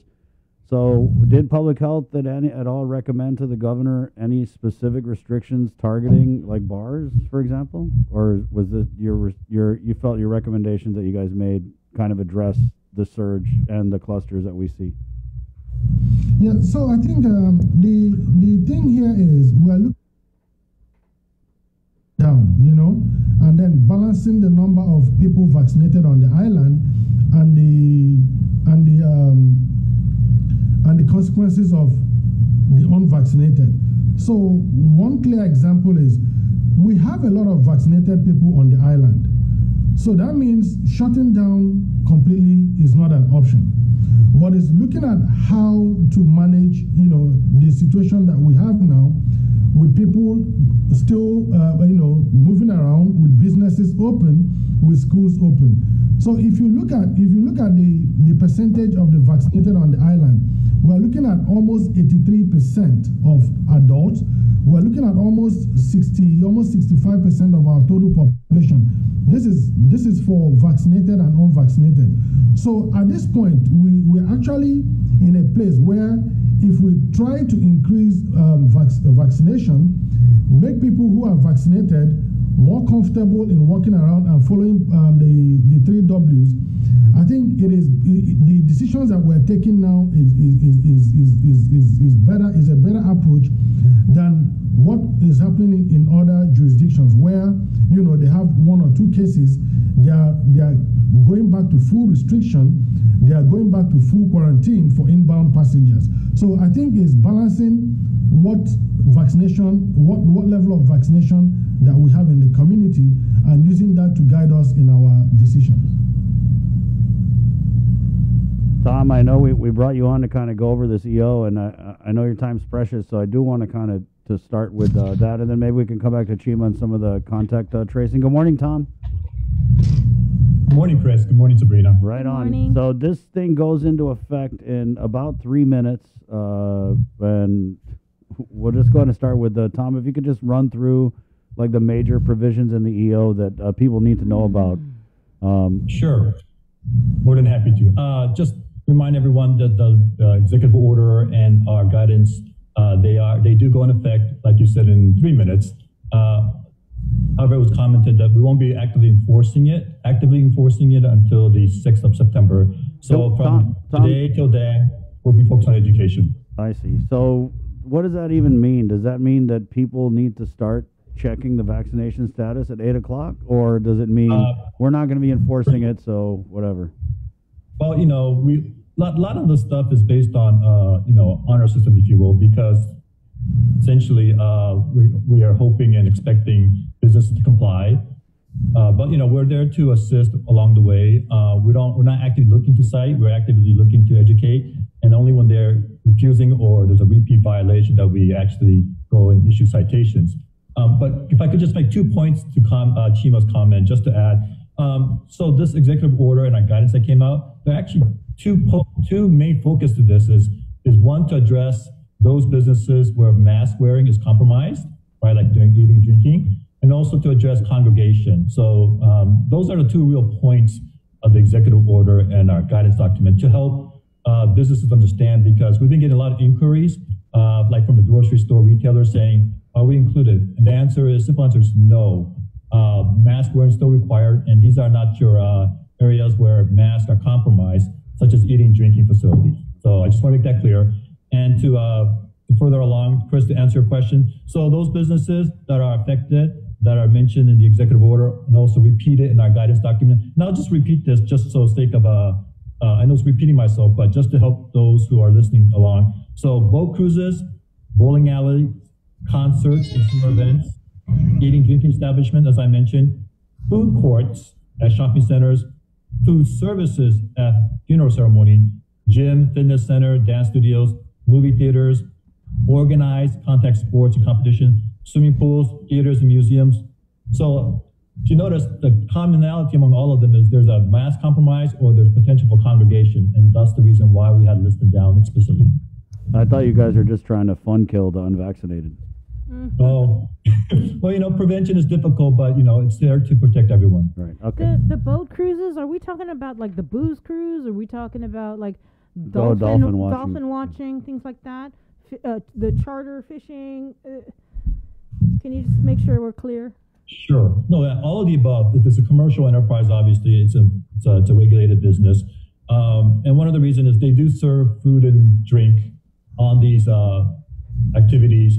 So there is mass compromise. So that's one of the reasons why we've included boat cruises as well. So that's, again, fishing. If you're a charter fishing company, everybody has to be fully vaccinated. And then dolphin watching, anything that has to do with the boat, basically. Yes. Any commercial enterprise involving a boat. Right. Okay. Yeah. Riverboat but cruise. Keep in mind, folks, but remember, congregation is prohibited unless it's among vaccinated individuals. So, like, I can hang out with my family, participate in sports, in fact, as a family, because we're all same household.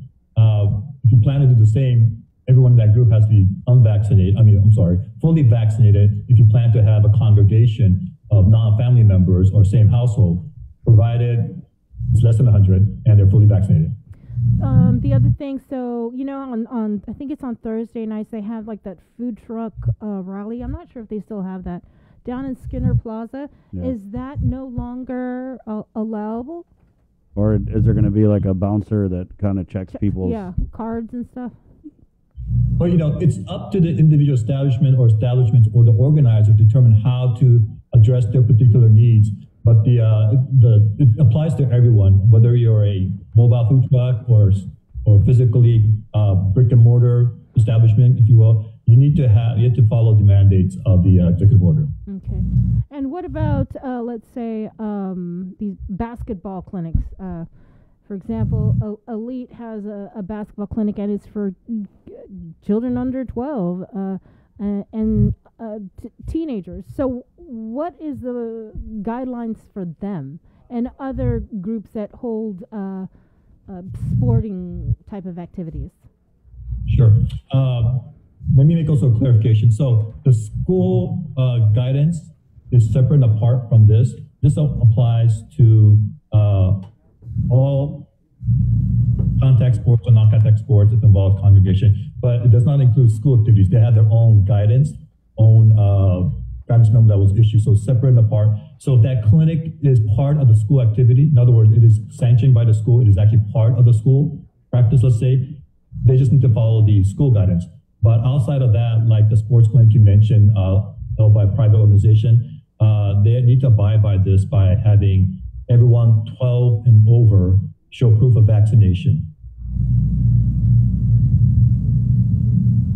So any sort of private contact sport providers, or they have, if you're 12 and over, have to be vaccinated. Correct. Any event, any congregation, you need to be fully vaccinated to participate. And their employees and their staff. Correct. Essentially everyone, yes, you're correct. Okay. Can we just do a hypothetical real quick, Tom? Because we're having a conversation earlier about pregnant women, right? And so, a pregnant woman who works for a private business, just maybe a decision with the baby daddy that, we don't want to take the vaccine or whatever. What's going to happen to that pregnant woman if she just doesn't want to take the vaccine? And what's going to happen to her employer if she doesn't want to take the vaccine? That's an excellent question. Chima, you want to take that? Yeah. I'm kidding. No, and then Tom will go back to the EO. Yeah. I defer to Chima only because that is Division of Public Health. Right. Yeah. Pregnant women on that. So, okay. So the answer will be, we have exemptions. So if you have any reason to have a medical exemptions and you have the proper paperwork, then you'll be exempted. So there's a medical exemption for vaccines. So if a pregnant woman has any medical reasons for not wanting to vaccinate and presents that paperwork, then she'll be exempted from vaccination while she's pregnant. Okay. Yeah. So Grace, I just wanted to go back to the question you asked Tom, Sabrina, about the boat cruise. So, like Tom said, these are places where masks are compromised. But we're actually investigating a boat cruise that had almost 40 passengers in that boat cruise. And the interesting thing is that these individuals were actually sharing the mask, the snorkeling mask, without sanitization. So these guys are out in the sea. They have this cooler that is, how they fill up the coolers with the snorkeling face mask when you get in the ocean. So that was being shared amongst almost everyone in that boat cruise. Yeah. And this was done without sanitizing it. And in that boat cruise, we're seeing an uptick of cases. So transmission at that place is still high. With what Tom just described, and also this particular situation where you wear it and then you drop it off, somebody else takes it and wears it, without proper sanitization. So we're seeing also situations like that, and it's being reported to us too. All right. I wanted to go back to the schools, Tom, because you mentioned that if it's a private company hosting a sporting training clinic or what have you, what is the difference if GDOE is holding sporting activities? How is that fair? That is an excellent question. In fact, that's something we're looking internally as well. In fact, Chima, if she wants to add to this, there is a internal group within public health that's looking into this as well. So it's possible it may change, but it may not. But like I said, it's still going on. They're undergoing discussion and internal review. But for now, we have a guidance that came out for school, and as we mentioned in the past, it's always open to revision and amendment. So that's something we're discussing internally as well. Chima, do you have any comments onto that? Yes, like you said, Tom, for the school guidance, which was specifically researched and agreed upon by CDC and us here at Public Health, we work with the schools to produce that guidance. There are specific guidances for sports. So if you're looking at the school guidance, and that is what I've always pointed at, is for us to really look at the school guidance and step by step and understand how the school guidance is designed to provide protection for the students in school. So we have the screening testing component as part of the school guidance. We also have the guidance for spectatorship in the school guidance. We also have the vaccine component for the school guidance. So for the school, their guidance actually addresses every activity, every encounter that would go on in the school, and all this is designed to keep the students safe.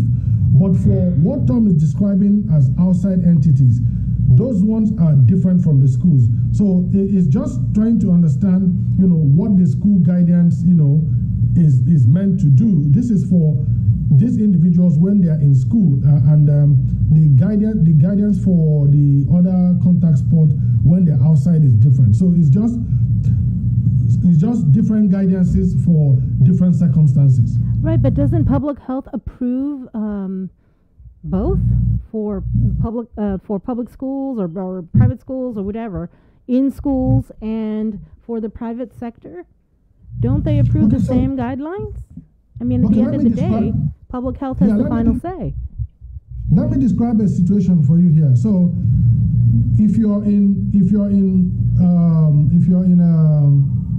let's say if you're in Harvest and you follow the school guidance and you're going to compete with FD and they follow the same guidance, right? So this is the school guidance, which means every layered approach is followed every day in these schools. But if you are going to play sports on the weekend, you're seeing individuals from different households, different schools, training in a different club, and then coming to meet individuals from the same, mixture of families and schools. So those scenarios are basically different in the sense that in the school guidance, we recommend testing for athletes. We recommend the teachers to be vaccinated. So for the outside sports, for the outside organized sports, we're also making that recommendations for them. But we can't put that recommendation in the school guidance because the school guidance is basically, addressed to opening the schools and showing. It has guidances about what they should do in class, what they should do in the dining. So it's just taking the sports component that is in the school guidance and making it part of this other guidance. So that when you're looking at the school guidance, it's complete on its own, and then when you're looking at this EO, it's complete on its own. So we don't want people jumping from one guidance to another guidance. So the school guidance actually addresses everything about schools in that guidance. Should we just have one sports guidance so there's not all this confusion? I don't think that's not possible. Sabrina, to comment on to expand on Chima's comment, what he's trying to say is at a school setting, you have a much more controlled settings, and the participants are known among each other, and I guess you could say because they're all students, same cohort within the same school, they're easier to maintain control in terms of their behavior, if you will, because it's on the entire day, right? Not just a particular event, which you mentioned about some private organized sport. I think the setting is different. I think the scenario is different, and I think that's why they have separate, distinct requirements. I think it comes down to the layered mitigation effort that's required for schools, which is much more, more organized and more, I don't want to say strict, but definitely more requirements, if you will, at a school setting than, let's say, some one-day event or clinic. So I think that's what Chima was saying, that I think school setting is a bit different than a private one-day event or two-day event. Okay, so just for clarification, if I play football for Simon Sanchez High School, it doesn't matter if I'm vaccinated or not. Oh, the question is, currently, I'll make sure I get this right. So currently the school requirements for extracurricular activities is essentially just make sure they wear a mask when not actively participating and they maintain 6 foot distancing. Vaccination is not addressed so currently at this time for school activities. You're correct. But if I if she plays for the MFL Youth League, then you have to be vaccinated. Yes, based on the current mandates, yes, you're correct. Okay. Let me just ask about this because there was some I was confused about it. So, in the governor's vaccine mandate for government employees, if they're not vaccinated by the deadline that she sent, are they still able to just do the weekly negative test? And then, what's the status for private sector employees? Like, if they don't meet the governor's deadline, are they also able to present the negative weekly test? Or am I just confused about this? Yeah, so I think one of the reporters on Friday was actually asking the same question, and I think it didn't come out the way you just put it straight. So that was one of those things that I described, that when you write this guidances, there are some things that you might miss, and some things you might how do I describe it? But that is one thing that came up that was not addressed at that press conference, that is going to be addressed in the guidance. So, like I said, if there are things that we notice that are not in that guidance, we go back and make sure that those things are added up. So your point is well taken, because it wasn't addressed at that point, but it's going to be addressed. What about spectators? Do spectators at school sporting events have to be all fully vaccinated? That is one of the issues that's ongoing further discussion internally. But currently, as it stands, because like I said, school requirements are different than the recent executive order and the guidance. Currently, there is no vaccination mandate for spectators for school events. But that's definitely one item that's on top of our list to further review. But if it's a private sector holding a sporting event, they must be fully vaccinated, and the maximum is 100. Yes. You're correct. Oh boy. Okay. So do you guys have people? I mean, I know you're not enforcing it until September 6th. By the way, guys, it's been 14 minutes under the purge. But are you guys going to have people out like anytime before September 6th to maybe just kind of be like, okay, this is how we're doing it, or whatever? Right. So we've been going out every day, and I think almost every evening to ensure compliance.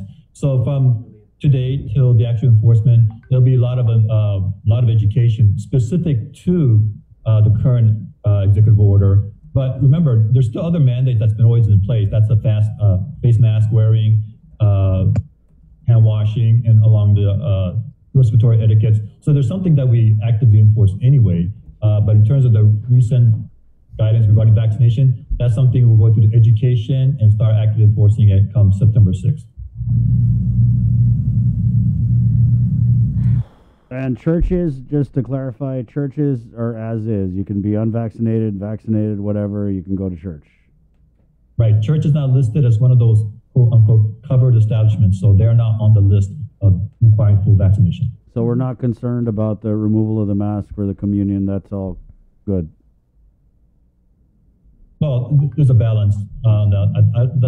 That's something that I think there's a balance. It's minimal, we believe, but it's finding that balance. Mm-hmm. There was a question actually that was brought up during the press conference from one of our media colleagues, and I'm not sure it got like a straight answer on it, but how does this apply to the tourists that are coming in under Airbnb? Okay, I think I addressed that situation. I think I did, because well, the Gov said that it applies to tourists that come in. They and can't military. go to the restaurant. Yeah, and military. They can't go to the restaurants. They can't go anywhere that are within the executive order. So. Yes, but what I explained at the press conference was the public health guidance for inbound travelers on the island. I think a few months ago, actually addressed the issue of tourists coming into Guam. Initially, we had only FDA-approved vaccines for people coming into Guam, but that was changed to also accommodate the WHO emergency use listing vaccines, so that countries that are using AstraZeneca and other vaccines that are approved by the WHO can actually come into the island. Then another thing is that the Airbnb is actually a program that is designed to attract people who want to get vaccinated coming to Guam. So, and like you said, the Airbnb is actually targeted at unvaccinated people who come in here with a negative test result, get their vaccination, and then, go back to their countries. And if there is any need to actually look into, not any need. I think what the point that you brought up is what we really need to look into, if there is a way to accommodate, those that come into the island with the AV&V program. So I think it's us distinguishing tourism and the AV&V program, and also looking at it in relationship to the new vaccine mandate. That is a point that we would also have to look into and address. But right now, like the governor said, it stands until is reviewed. Okay, so tourists that are currently here, waiting to be fully vaccinated, it's takeout, right? You cannot go to the restaurant. You cannot. Yes. Okay. And in terms of tourists that are coming here, that aren't vaccinated, it is, but they have a negative test. It's just, again, straight to the hotel until they're fully vaccinated and get the VIP card, and they can go out. So. Yes. And then you guys are going to probably work on another guideline to address this? Yeah, so that's what I said. Like the points Dr. Wen brought up were, so we're looking at what exactly, what exactly that we need to discuss is not rescinding the whole EO, right? Is looking at, those gray areas that need further discussion. And if we discuss those gray areas, then we're going to make those changes to address that. And I think that has been the way we've been going. You've seen us, have guidances, and then we update those guidances. And this comes from, information. This comes from new science. This comes from a better understanding of the circumstance. And remember, the virus keeps changing. The circumstances keep changing. So while we are working hard enough to try to mitigate spread in the community, we also look at the guidances that we put out and make sure that they match what is going on in the community. So the issue of the AV&V, like was brought up, is something that we also have to look at deeply, and if there's a need to make changes right away, we make changes. But if the same circumstance that we have now is the same, we will keep with the governor's EO's mandate. So that is it. But like I said, the WHO EUL actually allows fully vaccinated tourists to come into Guam. So that restriction was lifted from only FDA approved vaccines to WHO EUL approved vaccines. So that we just have that in perspective while we discuss tourism. Okay. If you're fully vaccinated, you can come in. If you're not fully vaccinated, you're in lockdown in the hotel. And somebody asked about pools. No, you cannot use the pool if you're not fully vaccinated. I did want to also ask Chima, how do people go about getting these exemptions? Yeah. Religious, medical. Do they get it from their doctor? They get it from the church? And who approves it and all? Is there a standard format you can download on the public health website? So there has always been, the exemption has been there for a very long time, especially for school vaccines, right? So with the school vaccines, they actually get a doctor's report, or you get a letter that is notarized, and then you send it to the immunization program. The immunization program will review it and send it up to the Office of Chief of Public Health, that will review and sign off on it, with the authority of the director. So that is going to be published on our website, for this mandate that we have now. So it's a process that has been there, but it has always been for school-age children, and the process remains the same. But now that we are having a mandate for the whole community, what is going to happen is put it out there so that people will know exactly, what requirements that we need. Okay, so it's not yet available on DPHSS's website, but it will be for this new executive order. No, what I'm saying is that it has been there for the school age kids. Yes, Right. yeah. So so it's been there, but now is we're extending above school age kids. So it's just to update it and put it out there too. All right. Thank you. I know you guys got the big meeting with the Gov at 8:30. Any hints? What's No, gonna? I'm sorry, I had one more question. Yeah. If you lost your vaccination card, where do you go? That's why you do this. How can you get another one? Okay.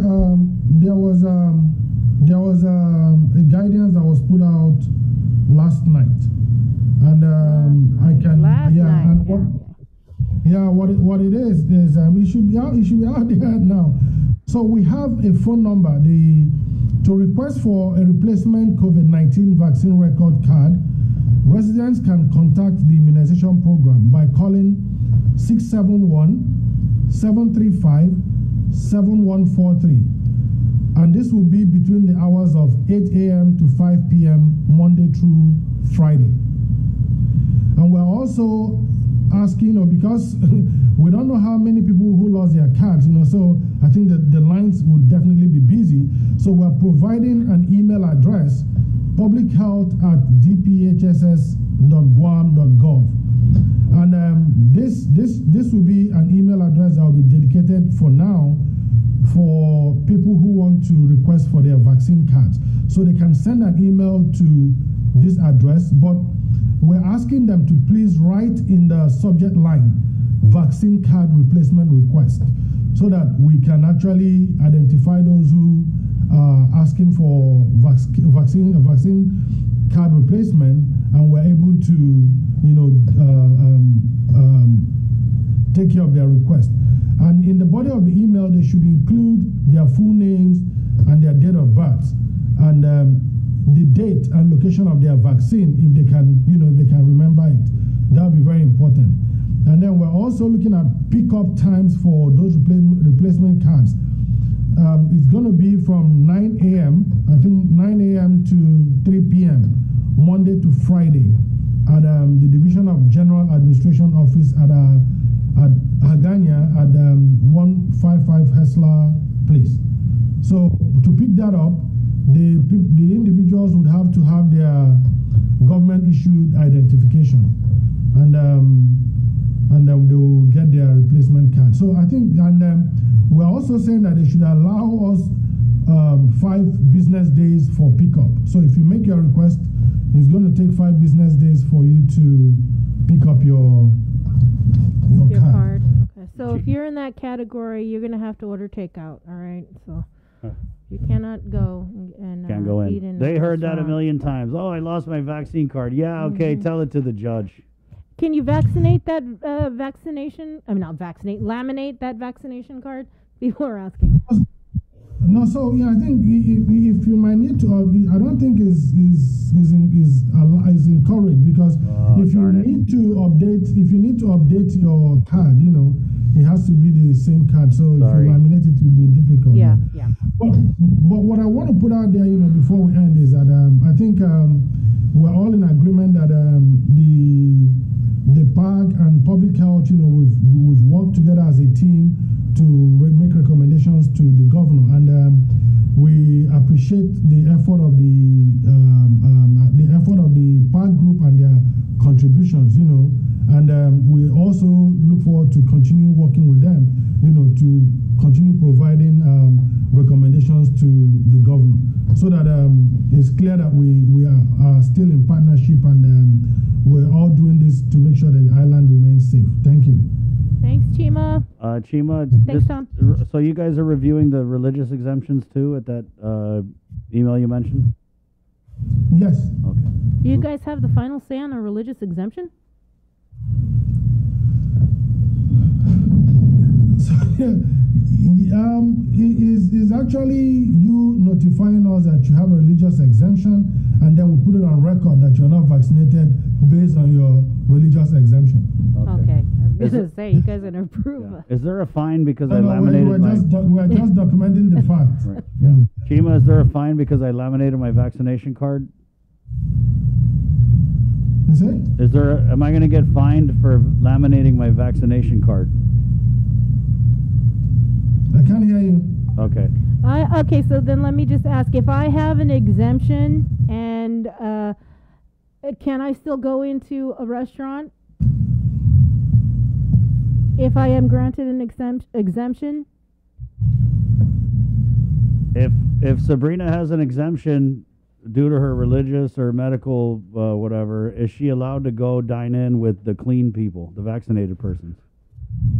Yeah, there's a reason for the exemption, and that exemption is clear that you are not vaccinated for either a medical or religious reason, and then you'll be allowed to dine in. But at the same time, you're also mandated to wear your mask and follow all the other recommendations. Yeah. Okay, you might want to let 311 know that, because they're telling people that even if you have an exemption, you have to be vaccinated to dine in. Sorry. Yeah, because we actually had a call from a lady over the weekend, Chima, who has a medical exemption, and she was informed by calling 311 that she would not be allowed to dine in. All right, we'll clarify that. Thank you. Thank you so much. It's 8:28. You good? Just one more thing. Okay. The exemption thing, does it have to be some sort of a formal record from public health in order to? Yes. Okay, I just want to make sure. So we send in the email once you guys stand it up, and then you send it back, and that's what we're going to show as my exemption. It's not like I got a letter and it was notarized from my church. It has to be from public health with the public health letterhead. No, you're gonna write us and let us know what are your reasons for but when I go to exemption. the restaurant with my exemption, I have to have the official public health. This person's okay. Exemption. Yes. Okay. Yes. Okay. Tom, thank you. Thank you. Thanks, Tom. Thanks, Chima. Thank you, Chima. All right, it's 8:29. We have to go to Lillian Posadas for our Guam Memorial Hospital update. Obviously, over the weekend and even at the press conference Friday, there was a spike in the hospitalizations, right? And so we're going to get Lillian on here. Good morning, Lillian. How are you? Unmute. Lillian. Okay. Hi. Good morning. Good morning. Hi. Good morning. Happy Monday. You too. Happy Monday. So been a while. Yeah, it's been a while. We miss you. I know. Can we just get I right know. into I it? miss Because you guys too. we're so backed up. But what's the status? Guam Memorial Hospital to enter the premises. Do you need to be vaccinated or unvaccinated? Is there any way that this EO is affecting your ops at the hospital?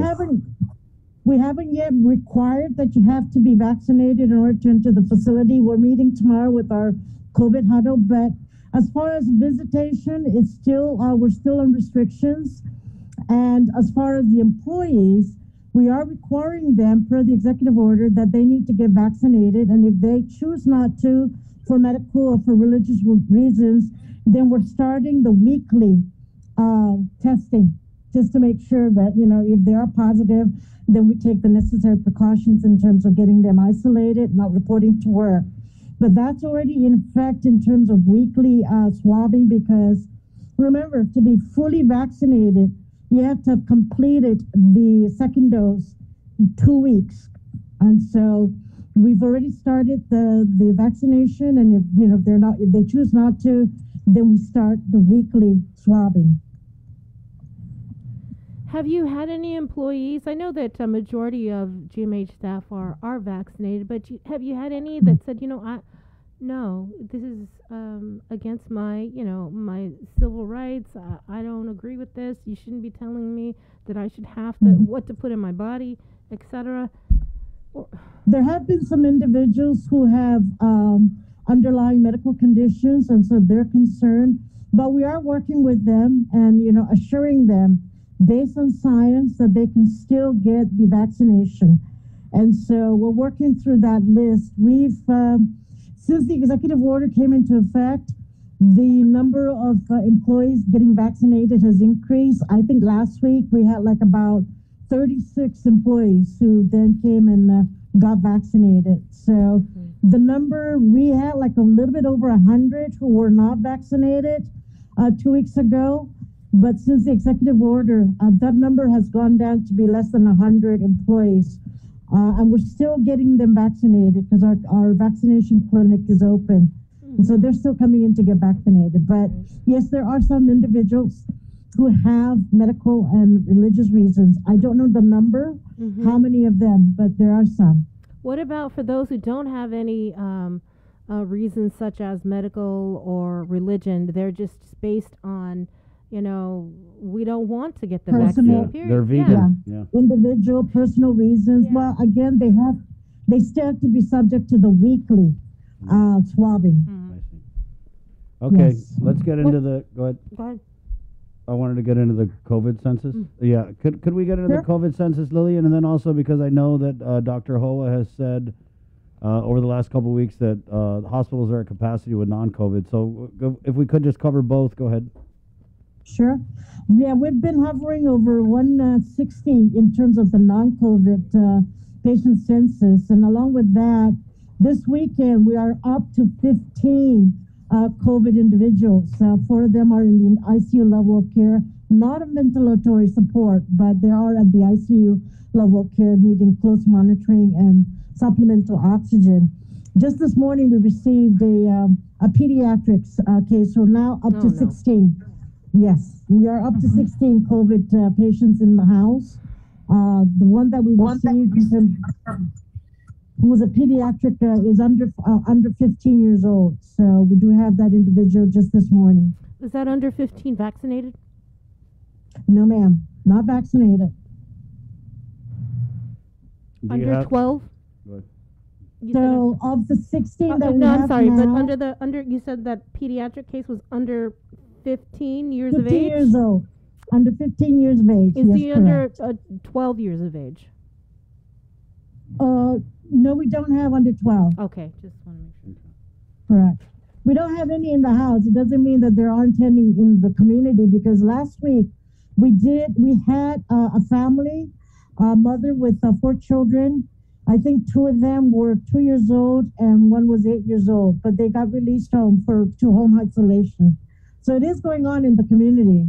They're just not needing, the conditions I suppose are not that severe, and so therefore they're not needing hospitalization. Of the 16 that we have in the house, only 1 received a vaccination, but it wasn't fully vaccinated by the time that she got the COVID infection. She received the first dose. The individual received the first dose, but did not get the second dose. So the individual is really not fully vaccinated. That's a lot of people in the hospital with COVID, especially for GMH. Absolutely. Have you opened up any? We're still seeing individuals coming through ER who are COVID positive, but their conditions are not so critical and not so severe that some of them have been released to home isolation or even to the ISOFAT. I'm sorry, what was your question, Sabrina?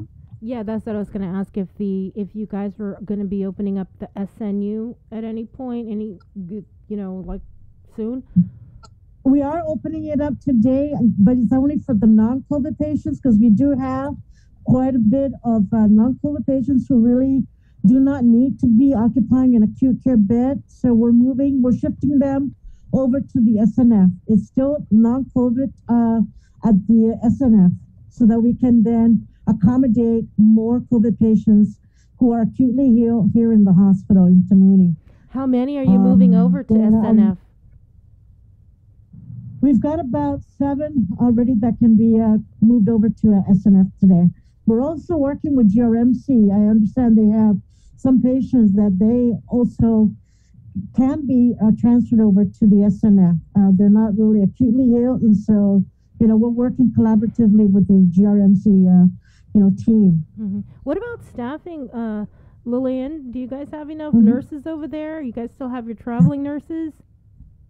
That continues to be a challenge, and it's not just registered nurses, but respiratory therapists.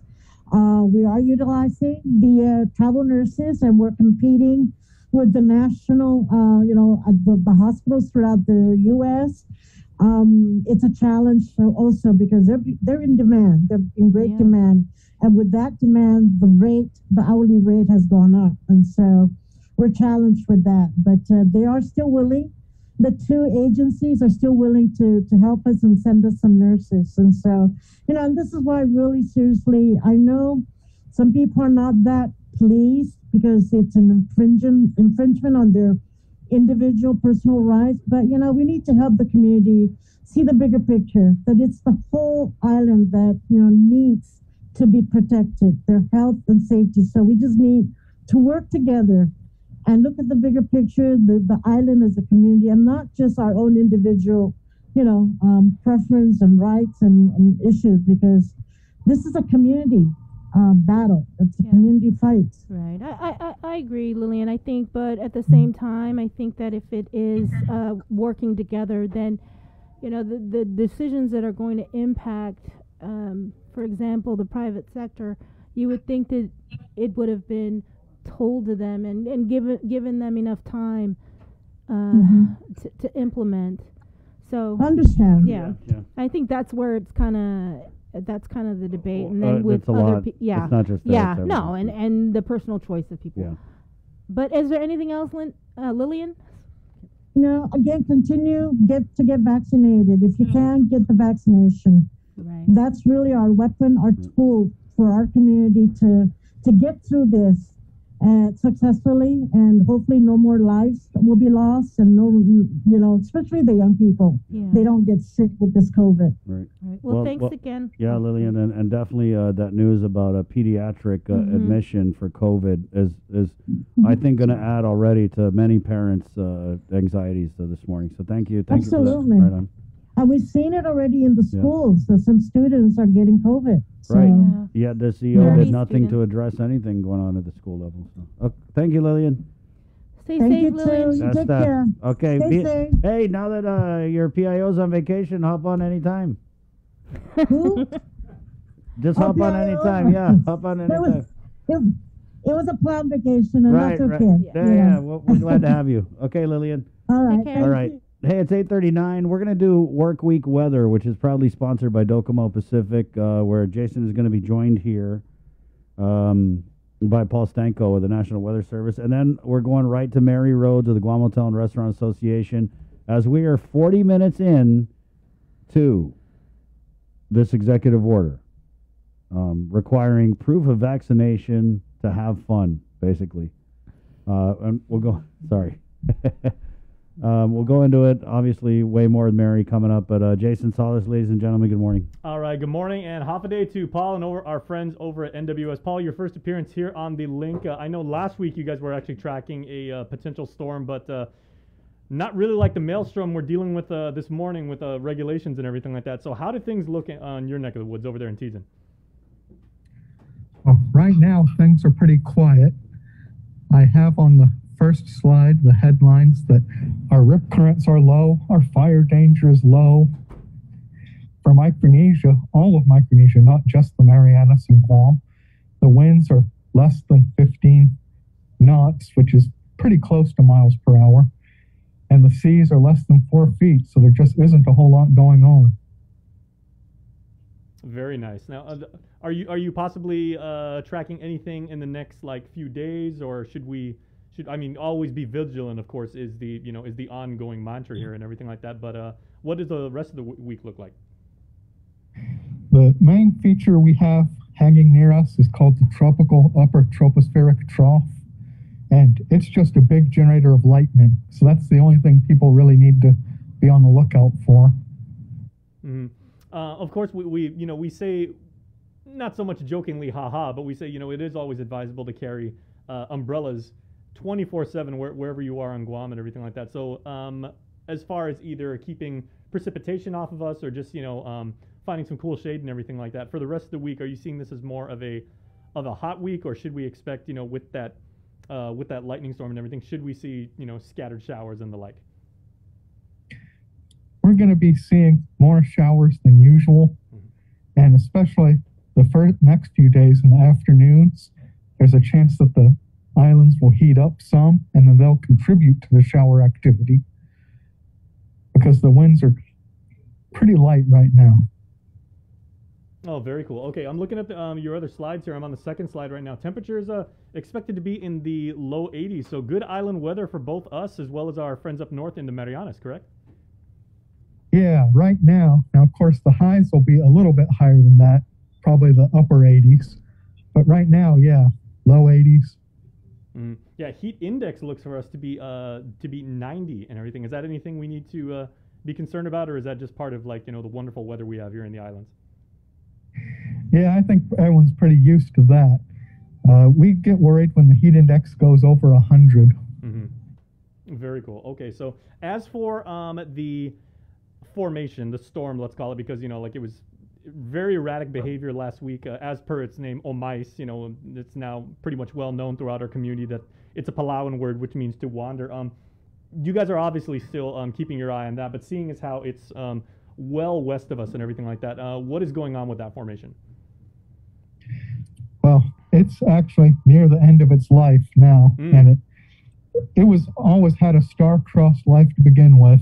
It had upper shear over the top of it. It just never really got strong, which was good for us. And this it went almost right over them. Yeah, this was kind of the likes of a storm that we don't normally see out here, where, you know, where it started, where it actually kind of, where it passed by us, and certainly that very erratic behavior where it was kind of like oscillating between, you know, tropical depression, tropical storm, tropical depression, tropical storm. Could this be an indicator of things that may come throughout the rest of the rainy season here on Guam? I think it still just had quite a bit of upper shear above it, and so it was having a hard time. Usually a little later in the year, that upper shear settles down, and so I think we'll be seeing more of the usual type of cyclones when they start forming again, probably next month, sometime in September. Okay, so would it be a little bit of a stretch to call Omais like somewhat of an anomaly, or is that just kind of weird weather this time of year? Well, it was a bit unusual for August to have that much upper shear that it had to fight. All right, Paul. Well, we really appreciate you coming on that. We always appreciate the insight. Now that, you know, you're part of the Link family and everything, we look forward to working with you in the future. Oh, I'm looking forward to pinch hitting for Landon again sometime in the future too, Jason. Thank you. You can pinch hit, you can pinch run and everything like that. We got a lot of friends up at the NWS, and you continuing the baseball analogy, 1 to 9. You guys are always, you know, Gold Glovers. All right, Jay, easy there, boy. Thank you, Paul. All right, this is the Link. We're proudly brought to you by Pacific Points, Cabo Enterprises, ITNE, and Jack in the Box. Quick break, and we're coming back with Mary Rhodes of GHRA next. On August 28th, join us as we illuminate hope at the American Cancer Society Relay for Life Luminaria exhibit at the FDMS Phoenix Center. From 10 a.m. to 5 p.m., witness the illuminous display of lights, a representation of our love and respect for those who have battled cancer. We will remember those who have lost to cancer, honor those who have beaten this enemy, and support those who are currently enduring the treatments for cancer. After a year with so many games and events delayed or unplayed, the world is ready for anything and everything in the world of sports. KUAM Communications is ready with more games, more championships, and more specials that are guaranteed to bring out the fan in you. Don't miss a minute of gameplay from NBC on KUAM TV 8 or from CBS on KUAM TV 11. Every month, we'll bring you the action and excitement. Brought to you locally by Michelob Ultra, Superior Light Beer, Marianas Irrigation and Landscape, and Docomo Pacific. Just more great reasons to tune in and turn on, so you'll fall in love with TV again with the best from KUAM Communications. Uno Mixed. We're mixing it up on the last Thursday of every month with a look at lifestyle, entertainment, food, and so much more on the stations, networks, and digital platforms of KUAM Communications. Uno Mixed is presented to you by Docomo Pacific, Better Together, and Pepsi. Say hello to the First Hawaiian Bank mobile app. Got a question about your finances? You've come to the right place. Bring all your accounts together, even those that aren't with us, and see the big picture, right down to the smallest detail. Unlock powerful tools like Insights and Money Map that help you save time and take control of your finances. When you connect accounts with the First Hawaiian Bank mobile app, it all starts with yes. The relationship between Guam and Manila, Philippines is undeniable as we share similar cultural traditions, history, and heritage, with generations of Filipinos calling Guam home. KUAM presents a monthly look at the capital city featuring in-depth and engaging interviews on everything from medical tourism to new business and government leaders. Veteran newscaster Nestor Lecanto delivers Beyond Our Borders. This special program is brought to you by KFC and the Medical City, where patients are partners. Get the job done the right way by getting the right stuff at East West Rental Center. With years of experience helping builders, we definitely got what you need. Call 646-1463 or visit us in Upper Tumon. Open Monday to Saturday from 7 a.m. to 5 p.m. and on Sundays from 8 a.m. to 5 p.m. 637-0094. Breeze 93.9. All right, welcome back to 848 on the link. Miss a link, miss a lot. You don't want to miss this show or pretty much I think the whole week because there's definitely some unpacking to do. And it's I mean, we got public health really, but with all this confusion and questions going around, it's really unfortunate that nobody from Guadalupe has reached out to us. Not a damn soul. Say, hey, I know the community right now is freaking out. Let us come on and we want to reassure people. It's just really unfortunate, and I don't even feel like... I mean, it's so basic. Why am I even asking this question? It's 8:48. We're going to go to the phones now, though, where we have a caller standing by with it. You had a question, ma'am. Good morning. First of all, thanks for joining us. Thank you. Good morning. Morning. What's on your mind this morning? Okay, so my question was actually pertaining to your question, and you're asking that the man, I forgot what his name was, I kind of like just got bits and pieces. If we already laminated, or if those already laminated their vaccination card, what would happen? We're going to be fined. No, he's we're kidding. not. We're seriously, ma'am, what's going to happen? Nothing. It's just that when you go get your booster shot in a month, they're going to have to give you a whole new card.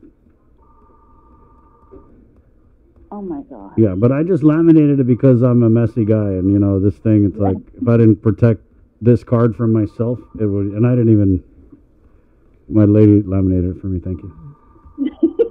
So yeah, I don't know what to say. They didn't say there's a fine, but I'm pretty sure there's bigger problems to worry about. I wouldn't be surprised if they require you to go back and get what did he say? You have to email and yeah. There's this. What's the number? 735. I don't have the number. Call 311. Don't call. They're not answering 311. How do you know? Because I'm getting a lot of complaints about people complaining that they've been trying to call 311. Yeah, 311 is useless. Seriously, Say it again, ma'am. Can you say it again so Guadalupe can hear, please? 311 is just useless. Yeah, it is. It's useless. Yeah. It really is.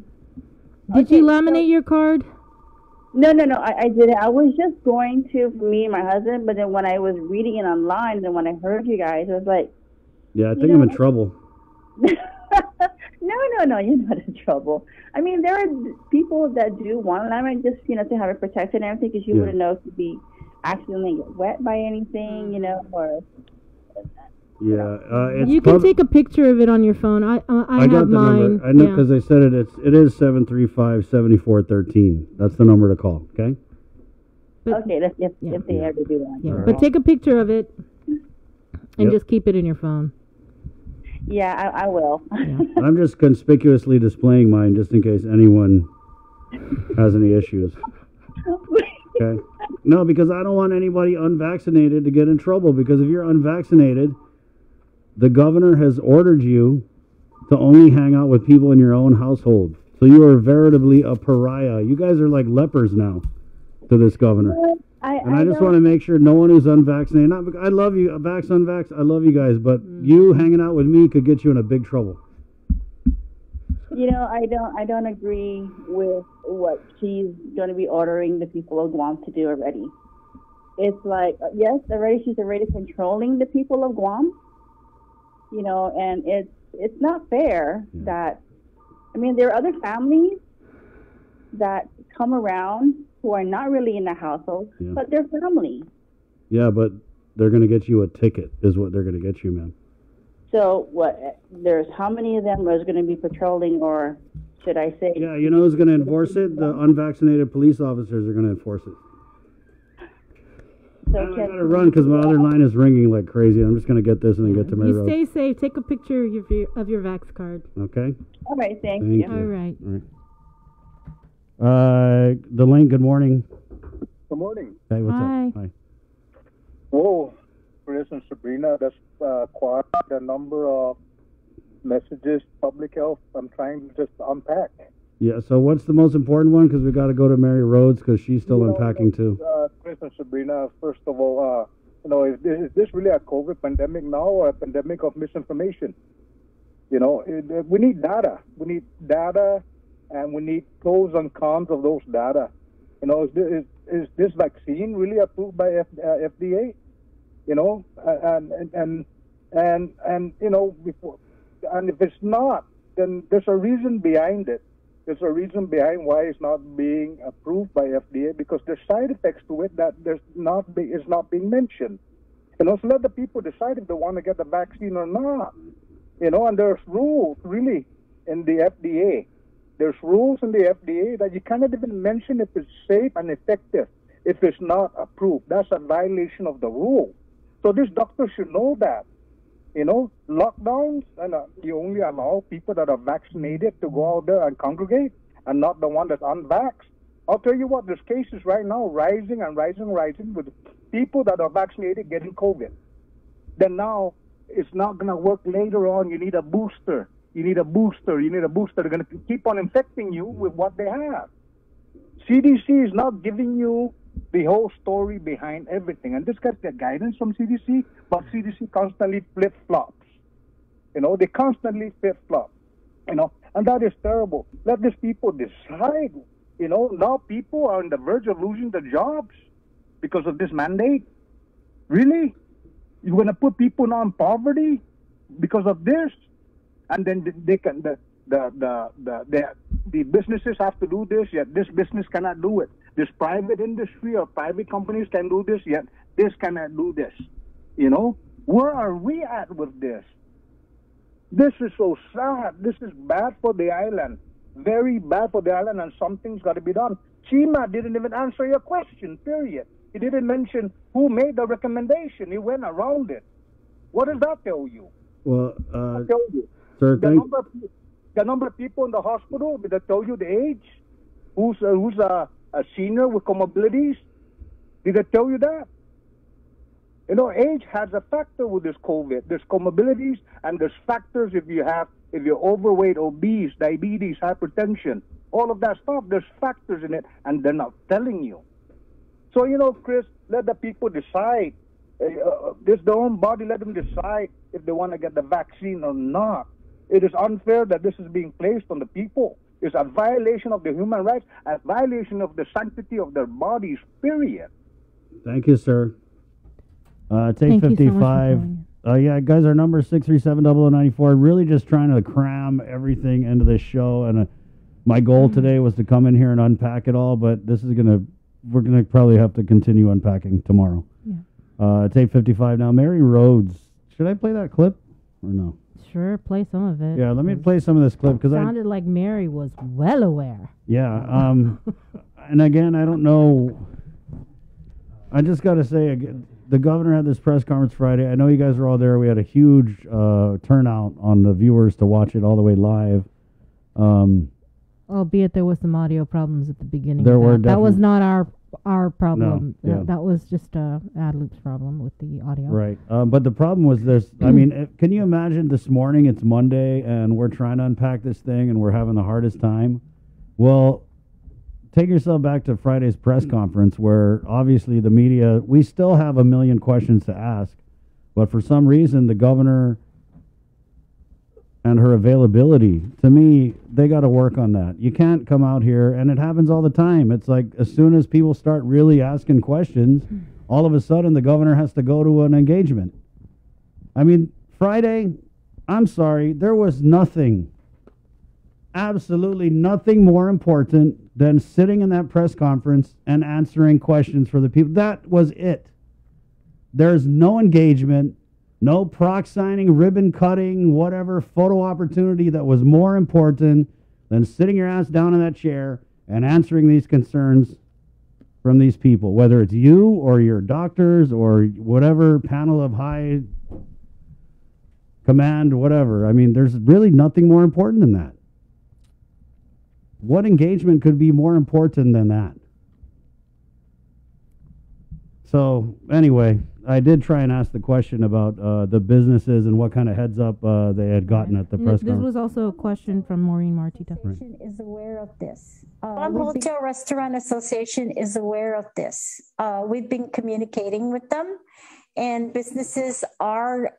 This is not we're just laying it on the businesses today. There's been discussions with the businesses. Art has been meeting with Mary Rhodes from the Guam Hotel Restaurant Association. She's given him some ideas and input about the protocol and the guidelines. So this is a very urgent matter, and it needs to be effective immediately. I'm speaking with key hotel and restaurant leaders, and they say that they weren't informed that you were going to implement this today, and they were under the impression that they were going to be given a month. I'm looking at a chat with one now, and they say it is impossible for any business to implement this at this time. You know, this being considered, Governor, you don't think it's a little harsh? Like, you don't want to say, let the unvaccinated people dine outdoors or something? I don't want to argue of, he said, she said. I know for a fact that the director and even Chima met with Mary Rhodes, who's the head of the Guam Hotel Restaurant and Association. And so we are relying on her authority and her responsibility. The other thing is, the bottom line here, Chris, is we are seeing a rise in our cases. We are seeing a rise in hospital admissions. We are very concerned about the fragility of our healthcare delivery system to be able to provide the necessary services for those that are not COVID-related diseases. We are concerned about that. And I think as responsible leaders and as governor in charge of keeping our people safe, this is the action that I am taking. And I wasn't trying to argue with her. I was just asking a question. Mary, good morning, Mary. Have a day. Good morning. Good morning. Can you kind of just set the record straight there? Because it wasn't really a case of he said, she said. What was actually said by you? Yeah, G-Tree issued a statement immediately after the press conference because the information that was shared in the executive order did not match the conversation that we had with public health the day before. And I have to say, we spent a little over 2 hours. I spent a little over 2 hours with public health. I've had meetings with my board members the last couple of weeks. We've talked about all of the options that the Physicians Advisory Group were recommending and really what the operational issues and concerns would be. And I think that, with your earlier guests, all of those individuals were in that room with me, being Chima, Art, Tom. And, G-Trade really works a lot with public health, and we have a really great relationship. And I thought we had a really good meeting based on all the recommendations, all the scenarios, and how difficult these things would be to implement. And I think it's extremely important that we, as a community, as leaders, when you implement these kinds of mandates or restrictions, you need to know how it's going to impact the community as a whole. But more importantly, we've continued to work together to get to herd immunity. We knew at some point that we will continue to see positive cases. And our whole point of vaccinations is to lower hospitalizations. And so the recommendations that were considered, or at least what I thought was considered as options, some of them were actually the guidelines in how we were operating prior to the lifting of COVID restrictions in July. So if businesses had an option of whether or not they wanted to check for proof of mandated vaccines, or proof of vaccines, then they could If they don't want to do that, they could operate at 50% occupancy without having to require that and still have no more than 25 for social gathering. And so that's everything we had discussed. If you want to operate at more than 25 for social gathering, or you're willing to check for proof of vaccination, then you can operate at 100%.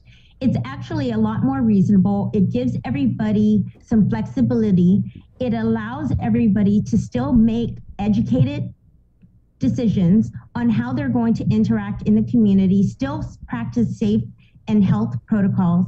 And the more important thing is we're balancing the safe and healthy health of our community together with our economy, because we've done everything that we're supposed to do in this last year. And GHRA has led the effort of rapid testing, vaccinations at the workplace. We have led a lot of initiatives together with public health, with the Physicians Advisory Group, with GRMC and AMC. We've done a lot of the vaccine clinics, but we don't mandate vaccines at the workplace. We've never been for that. We've always said it's up to the employers, because there are a lot of exemptions there are a couple of exemptions with religious medical reasons. And it's really about educating the community, doing these outreaches, and trying to get more people engaged to keep them safe. We cannot afford more lockdowns. We know that things are rising, but the numbers prior to lifting of restrictions on July 21 were really a lot more palatable. And even the Delta variant was already here. And so the question is, why are we continuing to see increases, right? So you lower back gatherings as recommended to 25 until public health can actually even catch up with all of the contact tracing. There's a lot of things that goes into the mix, and it's not just about how the public accesses services.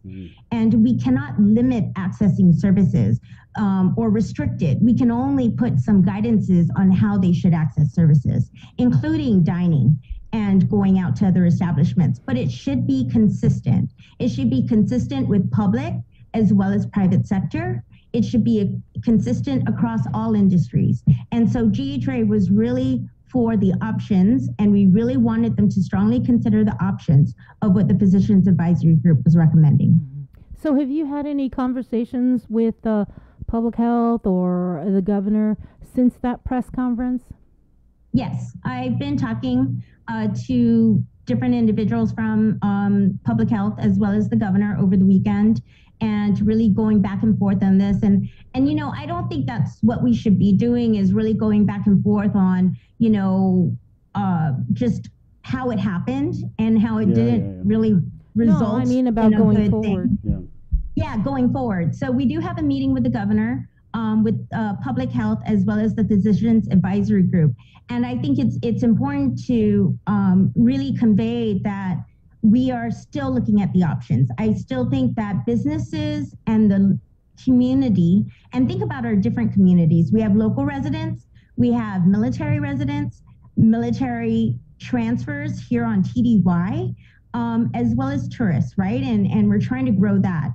So you have to balance all priorities. And I think that you had some really good questions earlier about how public health is going to operationalize this and enforce it. It's extremely difficult and it's extremely challenging. So can you only imagine what the businesses are feeling or what the guests or patrons are feeling? And this is at a time where PUA will be ending first week in September, when minimum wage is increasing and we're supposed to add more.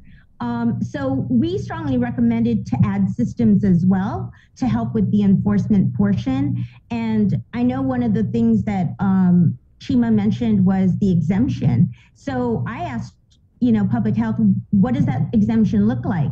Because I've never seen one, and how do we convey this to our businesses? So I did text Chima. He said he'll give me a copy, but I'd like to know what the process is, because that's a lot of people who are going to be requesting for this. And if their response time is 5 days, similar to contact tracing, how long does it take for everything? There's going to be a cumulative effect on all of this. And so that's why the timeline to implement this, I know the enforcement is pushed to September 6th, but we were expecting actually end of September.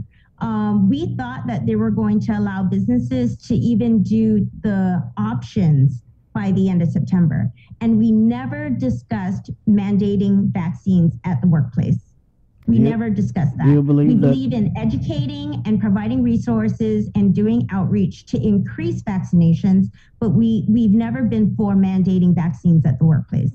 Do you believe the governor has the authority to mandate private businesses to vaccinate their employees? Now, the governor has the authority under emergency, right? But just because you have the authority doesn't mean you should use it on every issue, Well, every I don't think instance. I don't think you know our governor very well, because she got the authority. It's getting used a lot. So yeah, but that's why you get the advice of the industry stakeholders, you get the advice of the physicians, and you come up with reasonable guidelines with what can be implemented, but also can be enforceable.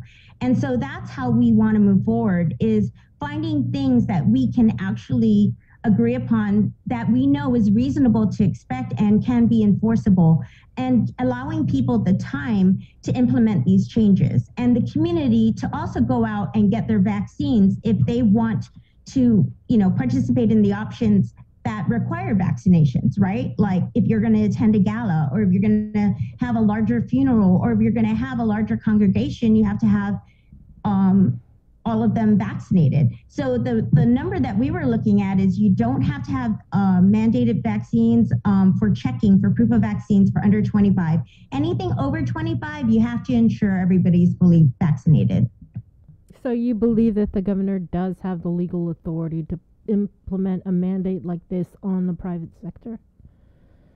No, I think it should still be up to every employer. That's why GHRA has never really pushed for mandates. I think that the oversight that she has with the government agencies, the line agencies, right? She obviously does that. She's not doing it with autonomous agencies. Those autonomous agencies have to go through their process of getting those approved. And so the same should be given to the private companies. Just because California and New York and all of those other places have implemented that, their herd immunity is not where Guam is at. Yeah, that's and so it's key, really, Mary. That's I'm so sorry? key. That's so key, because I know that I think it was Joseph Cameron came on this morning. He said, "Hey, they're doing the same thing in New York. They're doing it in Hawaii. They're doing it in California. Yeah, but their vaccination rate, I want to say, is like 50% or something. It's not what ours is." you can't compare us to other markets. We can look at other markets to see the best practices of what they're doing, but it doesn't mean it makes sense for Guam, because our numbers are better. Our numbers are actually way over 80%, and they continue to be added. And so you can't apply the same things to each market. You have to consider what the island is going through and also what we're planning to do. I mean, with the whole thing with Airbnb, you heard it already. I mentioned to Bree over the weekend that it's already been in our protocols that until they're fully inoculated, fully vaccinated, they can't dine in anyway. So Airbnb was already thoughtful in that process when I wrote the guidelines to know that we should not be bringing in visitors and having them dine in until their vaccine is fully in effect. So they do have restrictions. And that's how we should look at everything, is when we're putting these guidelines, is how reasonable is this, enforceable, and then how do we implement, knowing that we still have to move forward. You know, I think I also, when we were discussing this whole executive order over the weekend, and we just heard it from Dr. Nguyen himself, that wasn't the recommendation. Chima, I'm not sure what he was saying, other than it's a privilege, right? It is a privilege to advise this governor. Right, so I'm just kind of wondering, do you know who then is advising the governor, especially with regard to this mandatory vaccination of private sector? I do know, I've spoken to a couple of the employer non-NGOs for private sector, the non-government organizations, and I know that some of them, they weren't included in this conversation. There is an economic advisory task force group, right? And there's an economic recovery group. There's a lot of different advisory groups. In the case of GHRA, we belong to the working group for the economic advisory group, and we do belong to the economic recovery group at GDB. But none of the conversations on these guidelines or this executive order went through any of those routes.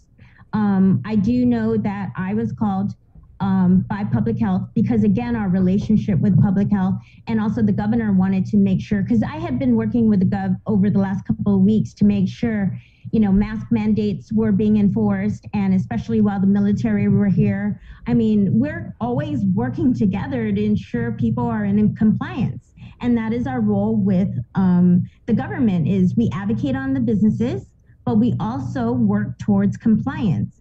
And so we do have those working relationships, but I believe that they only reached out to GHRA for input, and our input was in line with the PAG's recommendation. Mm-hmm. Have you heard from any of your members or what have been their concerns? Because I know we already have one. A lot of them are extremely concerned about their employees in meeting this mandate. There's just not enough time to get people vaccinated, but also there are people who can't get vaccinated. And then there are businesses who don't also believe in the mandate. There are some who do believe in it, but you know, that's why you give businesses options. It really should be up to each management, owner, representative for how businesses comply with this. And it's also an issue with regards to the guidelines, with all the restrictions on 100% mandating vaccine. What we had put in was to give those businesses options of how, because they know who their guests are. They've seen the contact list as well, and they maintain those. And so all of those other protocols, as you heard from public health earlier today, even with the restrictions in place, they're still expecting the basics. So why can't we just consider the options that we talked about and still have the basics? What is the difference? Mm-hmm. Yeah, and we're also not removing health and safety protocols. Mm-hmm. How does this work for business for people that have scheduled weddings and things like that, and in some of the ballrooms Yeah, it's very challenging. You know, nobody really operates in this kind of environment, but we are in a pandemic and it is very challenging. I can tell you a lot of businesses, it's a day-to-day occurrence, right, of how many people have different situations or different things that they're worried about. But really, first and foremost, it's not just the planning of events, it's also employment right now. I mean, that is a huge concern. And then the whole thing about they don't even have in there whether or not you can do testing. Well, who pays for the testing if this is a government mandate? Does the government pay for the testing? Yeah. And do the employers do it? And if they're Does the individual? Do you know how much a PCR test costs? Right. That's not covered by insurance. It's $150 to $200 But Mary, per test. Mary, they can go line up at Tizen for 5 hours to get tested. Yeah, but see, that's where Dr. Wen was recommending, I believe, in the media today, is they need to look at also how they're testing. They need to triage people first and use either the Abbott machine or which is molecular, or do the antigen blood work, which only takes 15 minutes. Why are we not using that to screen out people who are truly positive and then do the PCR test? Because the lines are long, the wait is long, and also there's delays, right, in notification. And so it's really about how do you cut back the time that's being exhausted, and how do you improve efficiencies to notify people if they're positive? So then also contact tracing takes place immediately after that to start notifying others. And so I think we have to go back to the basics of are there increased transmissions and where are they coming from? Yeah. Already public health and the PAG, they have already said it didn't come from restaurants. None of the transmissions came from restaurants as clusters. And so maybe there's one or two, but none of the clusters and none of the large transmissions came from restaurants. Yeah. So why are we always being identified as having the most strict? It's because restaurants, bars, and bars are in the same guidelines. And so that's the challenge there is it's restaurants, bars, and taverns are all in the same guidelines. Right. And so that's why we kind of get muddied together, right? And some people are operating as restaurants and bars. Correct. And so it's just very challenging. I think it's better to reconsider the options, amend the executive order to allow more time for businesses to acclimate to this, as well as individuals if they want to get vaccinated. And then also to consider the options so businesses will choose how they will protect the community, because everybody has a responsibility, individuals, the businesses, and the government.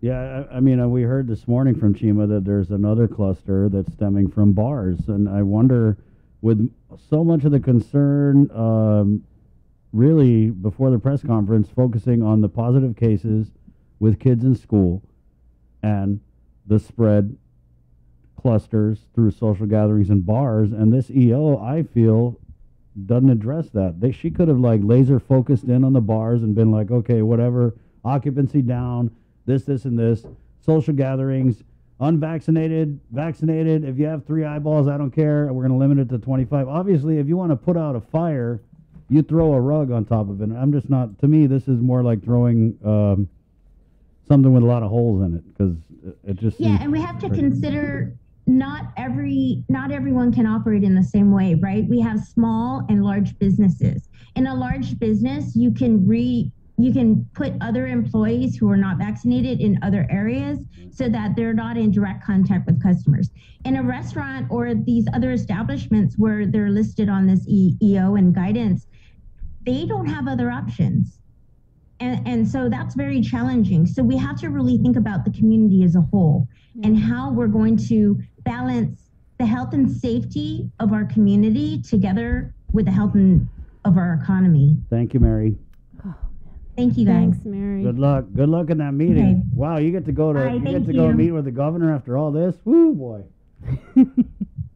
Yeah, like I said, we've continued to talk through it, and I'm really hoping that we can find a way forward, because I know that there are a lot of concerns and some people who are supportive of this, right? Yeah. But it's really about making what's beneficial to all. Right. Thank you, Mary.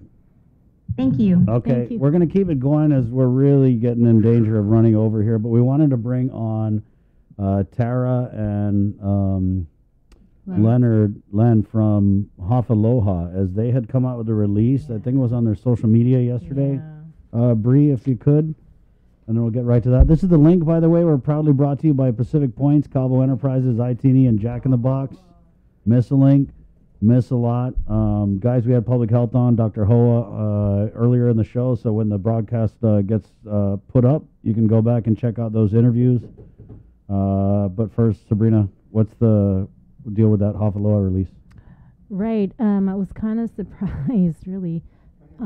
So Hafaloha, they had posted on their social media about closing, their doors, their brick and mortar, and they're not going to mandate their employees to get the vaccine. They're not going to require their customers to show their identification. They said it's a prejudicial treatment, unconstitutional, unethical, and will not comply as their civil rights are being violated. And on top of that, they just can't afford these fines if they're and when they are imposed. And so thank you, Tara and Len, for joining us this morning on the link. Unmute. Thank you, Chris. Thank you, Sabrina. Off a day.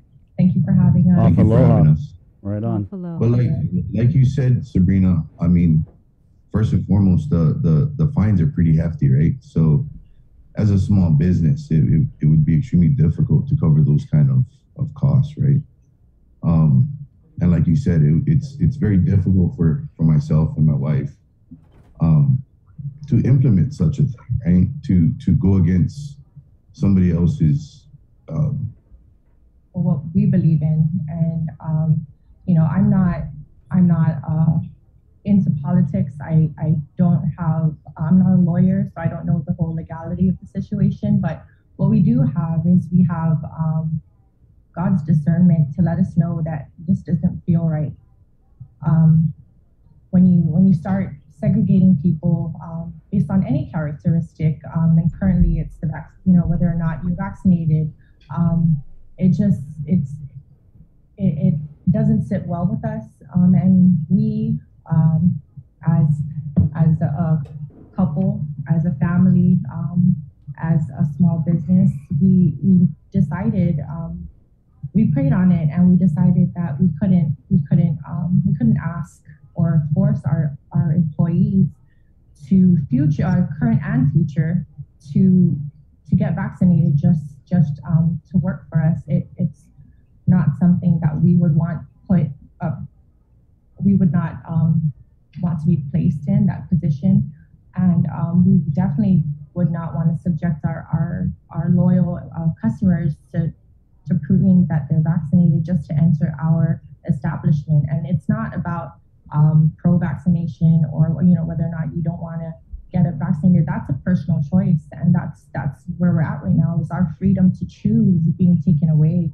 We're being pushed into a corner where we feel like we have to do it or else, and it's not right.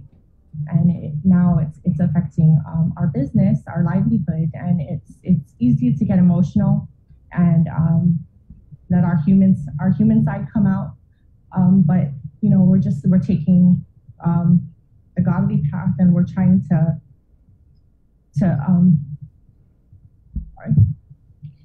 It's just a difficult time, right? I mean, we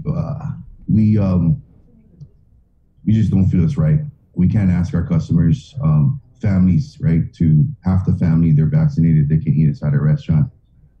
The rest of them, you have to go outside with the unvaccinated. It just sounds too familiar, right? I mean, if anybody paid attention in history, it just sounds familiar, and we personally can't do that to any human being. We are all created equal, and we should have equal rights to live a life of happiness and to have a life of. We're born in America. We're born into the land of the free, and we just feel like our rights and our freedoms are being taken away, and it's hard as a small business. This whole COVID situation hit everyone hard, especially the small businesses, and we are just now recovering, and to be slapped with this mandate, it's difficult. So it was a difficult decision for sure, but it's one that we felt we needed to take a stance on. And we need to stay true to who we are as people, who we are as a family, as Christians, and who we are as Americans, right? It's very important for us, and for us to teach our children, right? How are you guys going to survive? We have promotions. Buffalo has been very blessed to pick up a lot of promotions as far as companies and even off island. So, well, we're putting it in really. We definitely won't be able to keep our employees as busy as we used to, but with the grace of God, we're going to survive. We'll get through this. We're putting it in His hands, and it's all we can do right now. He's been with us through this whole journey, from opening our shop to carrying us through hills and valleys, and he's been so faithful, and his timing is perfect, and we can't do anything but just put our trust in him and know that everything is going to be okay.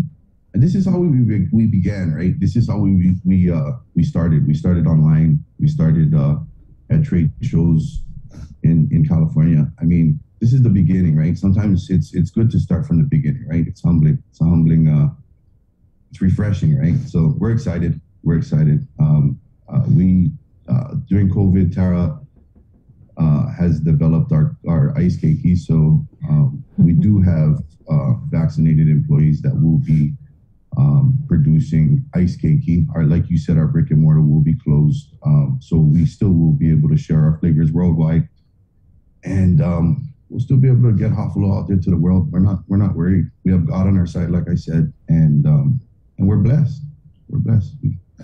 Thanks to the community, because they kept us alive. They kept our business thriving. I mean, our local communities just.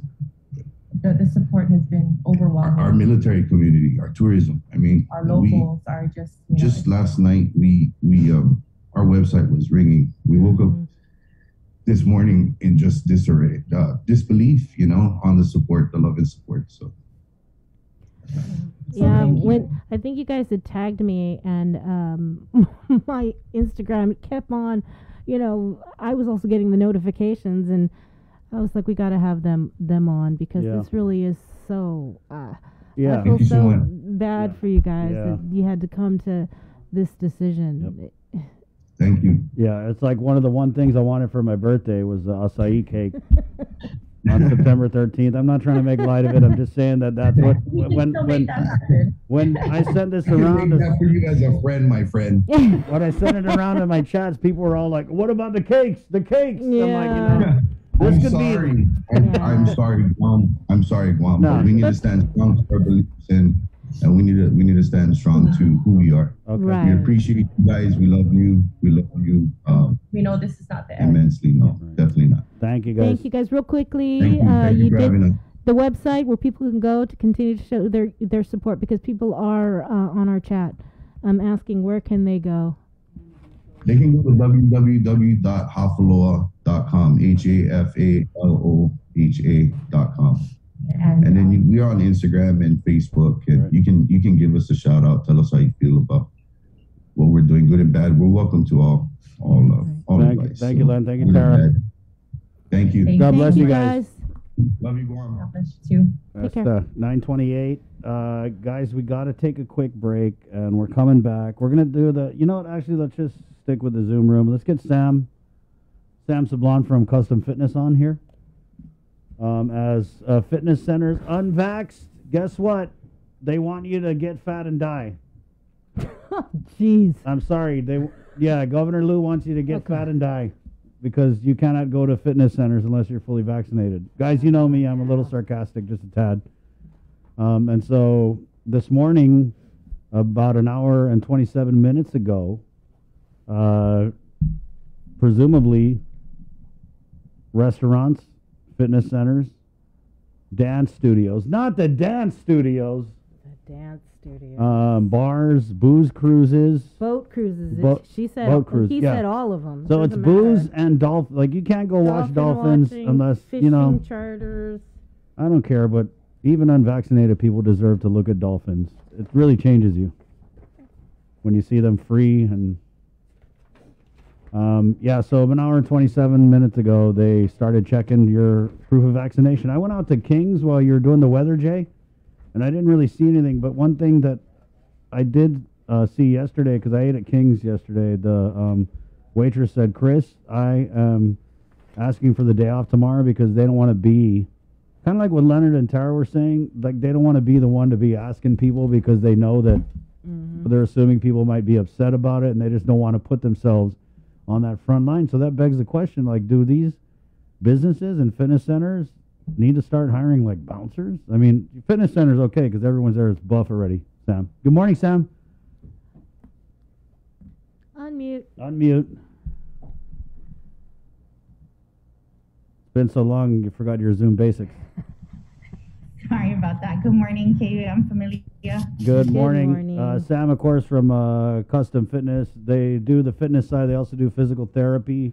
And just really looking for the frontline implementation of this executive order. Custom Fitness, 8 o'clock. You guys started checking the vaccination status of your customers?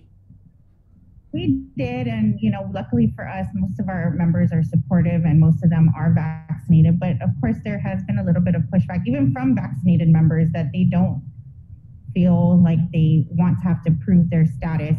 It's a little bit difficult to go after Miss Rose with her very eloquent statement. I agree with pretty much everything that she said, and at the risk of sounding like a broken record, I don't want to repeat a lot of the concerns that she made. But I just feel like we're kind of being put in the position where the private sector is the one that has to enforce these mandates without any type of training or, I don't know how to verify whether a vaccination record is, valid or counterfeit. And, I do believe, I'm not going to go into, whether I'm not going to force people to get vaccinated if they, some people legitimately have real reasons not to be, and I think that's between them and their doctor. And I just don't understand how I'm supposed to enforce this mandate without really any support or what the logistics are going to go behind having to make sure that everyone is vaccinated. How nervous I are don't you? know. How nervous are you that come September, was it 6th? You could get fines. Yeah, if you're not doing it right. If you're not checking, if you're not... What are the fines, Bree? The fines for businesses? Yeah, and individuals. Like, let's say businesses, right? So It's different levels. So the first offense, sorry, Ed. there's levels to this. I'll bring it up. I think it's $1,000 Yeah, for the your, for the first fine. For the first offense, excuse me. It's $1,000 for the first offense. Then it goes incrementally up. Wow. You So have it on the screen? I mean, just on the enforcement end of that, how does that even work? Are public health or GPD, are they going to actually go into the fitness center and then ask everyone to show their proof of vax? And if they don't have one, then you guys are getting slapped with $1,000 fine? And I mean, even just if we're talking about, 80% of the island is vaccinated and it's only 20% that are the holdouts, if it's proportionate, it's also our membership base where 80% are vaccinated and 20% are not. I mean, even a loss of 20% of business for us after the year we had last year is a significant amount. So whether we lose the 20% or we get, fined $1,000, either way, we're, kind of put in a precarious situation. I mean, and we still adhere to most of the restrictions that were enforced ever since last June. We still have, this dedicated spaces for each member, all the additional protocols, the, social distancing, the hand washing, the sanitizing, all of that. So, I mean, even if they're unvaccinated and if the herd immunity, is applicable, then, they should be okay. And especially having the restriction, this space distance between us. Yeah. I think I just don't see what more we can do. And, I feel like a lot of places that have been the sources of the clusters weren't listed on the EO. And I'm wondering, what do they have that we don't? I mean, the restaurants and, the fitness centers and a lot of these smaller places, we've, cut down our capacity. We've done all these additional things. And I just feel like we're being used kind of like as the scapegoat to force people to get vaccinated when, it's really about informed choices. Forcing people to get them to get vaccinated is not going to encourage them to do so. Yeah. They already have whatever reason they have. Saying that they can't go places is not really, I don't think, going to be a good catalyst for them to change their minds. Right. So it sounds like you're kind of saying that, we have done everything possible. We followed every single protocol that you've asked us to do, but this right here, it just crosses the line. Is that kind of what you're saying? I'll do my part. If I'll have been verify as much as I can. I mean, it just kind of stings a little bit, after everything that we've been through, that we're the ones that kind of have to You're right. do the enforcement. And we, like you said, do I need, we don't have the staff to, I mean, luckily I'm already in the office, so I can verify, but we don't, we're primarily class-based. We have, a bunch of people coming in at one time, the delay of having to verify each record. And, we do know our members by name, so I don't need to luckily check their ID on top of it to verify that the name matches. But, and I understand, everyone's in a hard position and we don't want the hospitalizations to go up. And we want people to get vaccinated and stay healthy. But again, I think a lot of people have made, an informed decision, and that's between them and their doctor. And that's not my place to tell them that they can't come in and get healthy when we're the perfect place that they should be to be, building up their immune system and staying active. And, I don't know. I don't know. I'm not in the position. I'm not a lawyer. I'm not a politician, and I'm not a scientist. I just, I'm kind of trying to figure out how am I. Yeah, you're just stuck there having to do the governor's dirty work, is basically what it is. But I want to key in on something that you had said about the herd immunity, and you're right. And I think people, first things first, this administration has zero credibility. So there's that when they put out an executive order, or the way they make these decisions in the dead of night, or the way the governor drops these huge pronouncements on us and then runs off to some imaginary engagement, people have huge issues with that. And that's part of why they have huge issues with this executive order because it's just one thing after another. You don't want to pay the rise. We got the all rise. We don't want a spending plan. You're mandating the vaccination. So to me, this is kind of like been ramping up for a while, and that's why you're seeing this backlash. But going back to what you had said about the herd immunity, I kind of have to agree because people said that that was the standard that we needed to reach. So what is the end game here? Is the end game 100% vaccination? And if it is, why weren't we told that from the start? Because I think that we know what works, and it's wearing the masks and doing the social distancing. And if there are people in our community who just don't want to get the vaccine, I think that's a valid reason. Like, if you just don't want to get it, that's your choice. But we know what works in preventing the spread, and vaccination does not prevent the spread of COVID. And so when the governor makes all of these changes because of the rising number of cases, not the rising number, that's what they say, the rising number of cases, vaccination doesn't affect transmission. Vaccinated, unvaccinated, we can all spread it. And I think that's why people are just having this huge problem. I mean, outside of, you know, it's an infringement on their rights and all that stuff, it's a huge problem for them. And now here comes Sam having to check everyone's badge at the door. I mean, little old Sam. I mean, it's tough. I mean, you know, I'll do it at the end of the day if that's what I have to do. But, you know, I hate having to ask my staff to do it. You know, I have 18-year-olds. I don't want them to have to go toe-to-toe with some guy that's like, what, you know, that's not, it's my right and you have no right to ask me. I mean, I just don't want to have to put other people in that position. And I just don't think that putting these mandates on these businesses is going to encourage anybody to get the vaccination. Yeah. I mean, if that was the goal of this, I don't think it's going to have the effect that was intended. Right. Like I said, I mean, everyone's in a hard situation. I don't envy. I don't know. I can't say I would do better if I were in someone else's position. I think, you know, we're trying, but I think it is important to listen to the voice of the community, especially the small businesses, because we're the ones that give back to the community. We're the ones that employ locals. We're the ones that, you know, support different community charities and whatnot. And I don't think to put the onus on us to be the police for this is really something that I signed up for. Yeah, but at the end of the day, according to this executive order, if you don't do it, Custom Fitness will be fined, along with all the other businesses, right, that this is applicable to. And, you know, I respect the choice of, like, Leonard and Tara, you know, to do what they feel is right. And I mean, everyone has to make the choice for themselves. And like I said, putting on a mandate is not going to, I think, have the intended effect that they're going for. Yeah, I mean, I don't even think it's going to bring down the positive cases. I think it's important that maybe social gatherings are, you know, modified, like everything that Mary Rhodes said, you know, reducing social gatherings.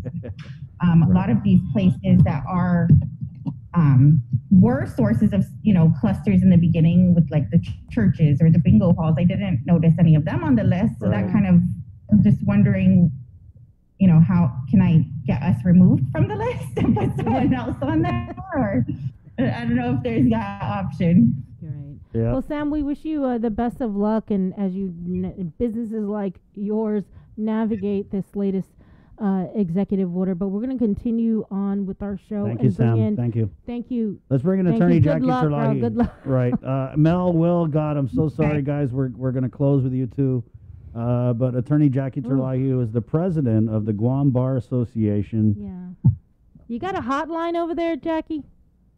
Yeah, I'm just gonna say I did put out the ask to get the Attorney General on just to kind of talk about the legality, and I think Carlina was kind of tongue in cheek, like, no, thank you. And I just want to say, guys, the silence from the legislature outside of Jim Moylan, who writes 5 letters every day. No, I think Chris Drain, the minority leader, also sent something out. Right, it's been very quiet. You know, we haven't heard. Well, from the speaker, I would assume that we would hear. I'm curious why we're not seeing a reaction, but we're going to get a reaction from Jackie Terlahi, that's for sure, the president of the Guam Bar.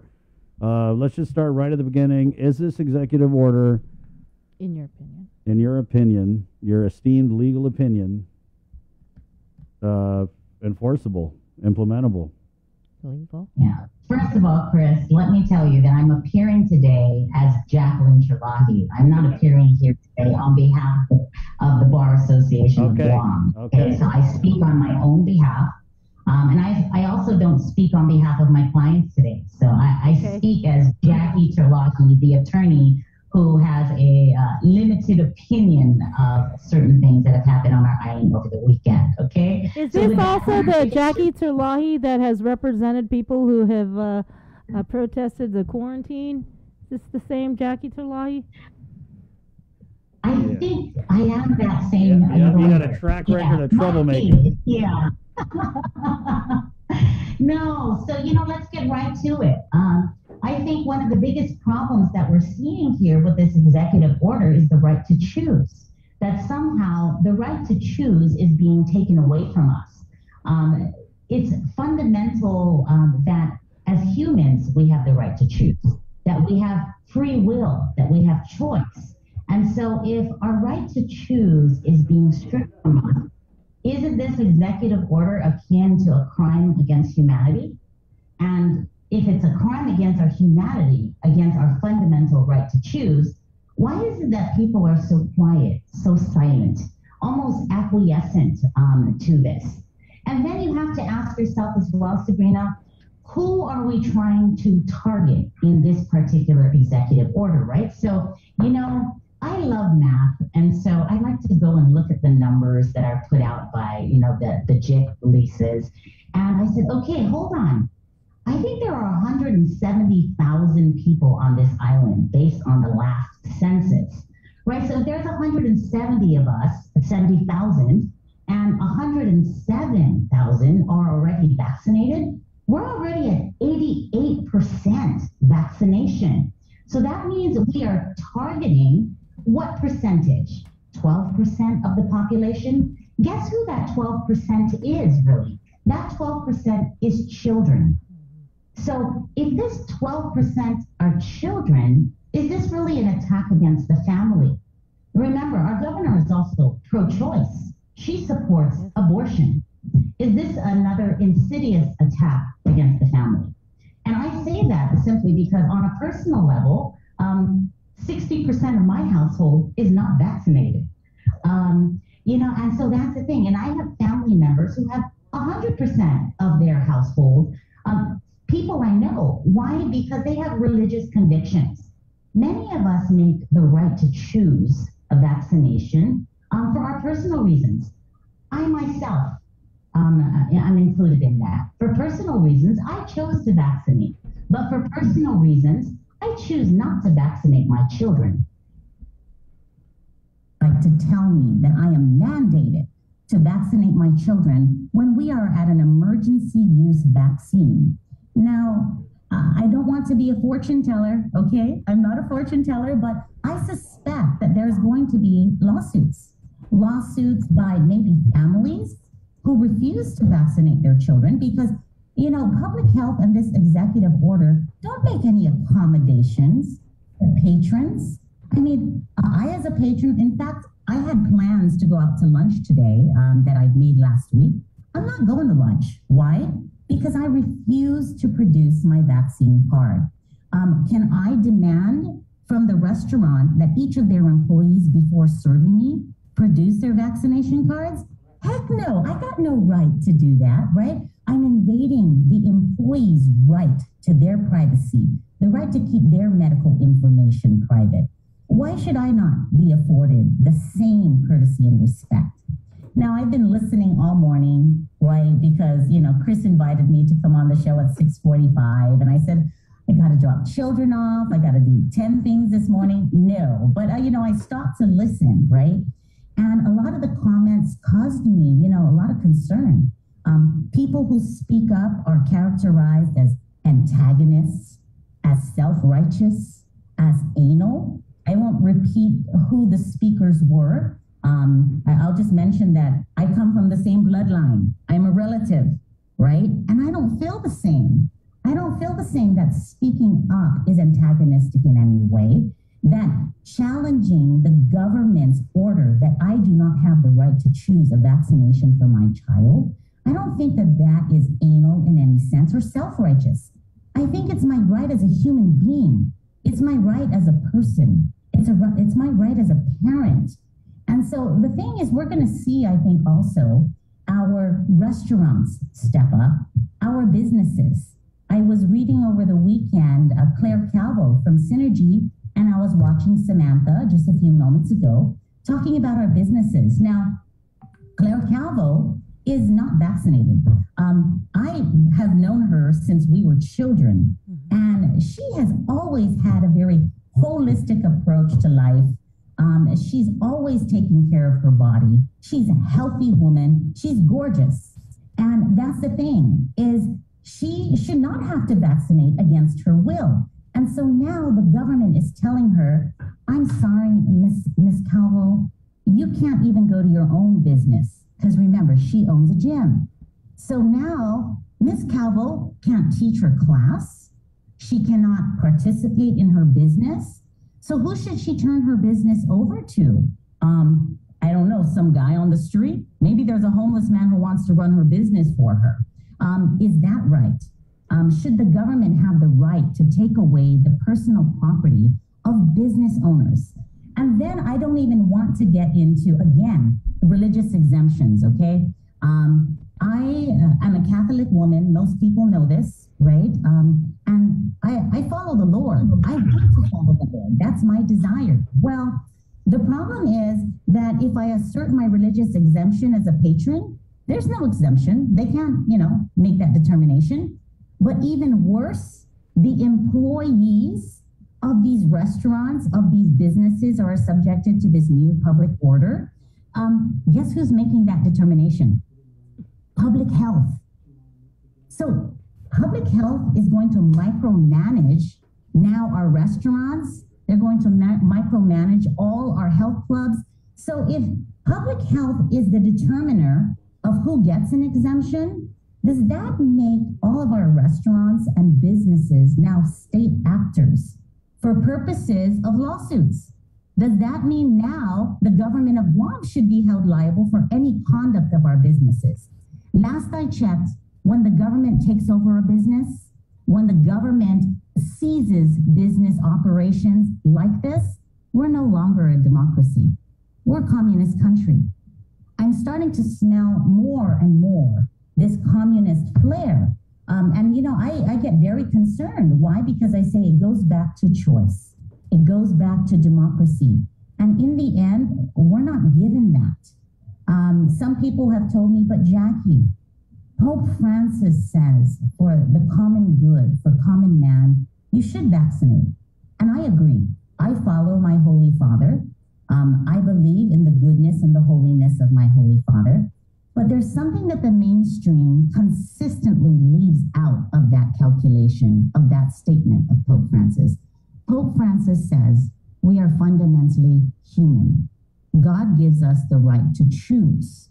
So if we are given the right to choose by God, we are given the right to choose by the Holy Father, we are given the right to choose to abort, why not the right to choose to eat at a restaurant unvaccinated? You see how crazy this all sounds. Anyhow, I'm going off on a tirade, apparently. Sorry please about that. keep on. I did just want to get your thoughts, though, because the question of legal authority was asked during the press conference, and the governor said, I have the Organic Act authority. The Organic Act gives me the legal authority to do what I'm doing, to impose these restrictions. Okay, and the governor is right. The Organic Act says she has certain authority. But even our Supreme Court of Guam and the Supreme Court of the United States has recognized that every act of authority by government is restricted by constitutional limitations. And this is why I'm saying, are there constitutional breaches that are occurring by this particular public health order? Because as of today, according to that public health order, my children cannot see their grandparents. No social gatherings because my grandparents don't live in my house. I hate to sound like the prophet Nathan in the Bible with King David, right? Those of you who know Bible history, But with Bible history, King David did something wrong, right? And this prophet Nathan came forward and said, hey, you know, this man did this awful thing. And this is what we're saying today. I'm telling you, sa gagi si Natautau, that man is standing on the street, gagi gitsalan, no? He's standing on the street and he has prohibited everyone from interacting with their family. Grandchildren who are unvaccinated, children who are vaccinated, or who are unvaccinated, are not permitted to interact with the vaccinated. So our grandparents are 70 to 85. They're between those ages in my family. And so they're vaccinated. So now my children are prohibited from visiting their grandparents. And, you know, I told my dad last night, in fact, I said, Loki, Dad, kiss your grandchildren because the governor has ordered that you shall never see them again because they're not vaccinated. And I have no intention of vaccinating my children. Is that right? Does that violate somehow our rights? And the prophet Nathan, right, he announces, right, this wrong. And the king responds, King David responds with, let's kill this man. Who is he? Right? And so the thing is, you know, I say that today is, you know, under normal circumstances, our people would say, this is wrong. We cannot tell grandparents and children that they have no right to interact. So what's wrong today? Why is it our people are not saying anything? Because we've created this tremendous atmosphere of fear. Somehow we no longer trust in anything, right? All we're afraid of is this COVID. Well, when you look at the difference between the situation of vaccinated and unvaccinated, right? The transmission is the same.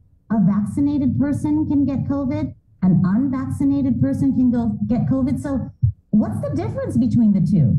The only difference is the unvaccinated may be at the hospital longer, may have worse conditions, but the unvaccinated transmitting this is not going to transmit it to someone who has been vaccinated. They've told us this, if we believe the science, right, that those of us who are vaccinated will not experience the worst scenario cases of COVID-19. So then the only person that we're seeking to segregate are those people who might go to the hospital, who might end up sick, right?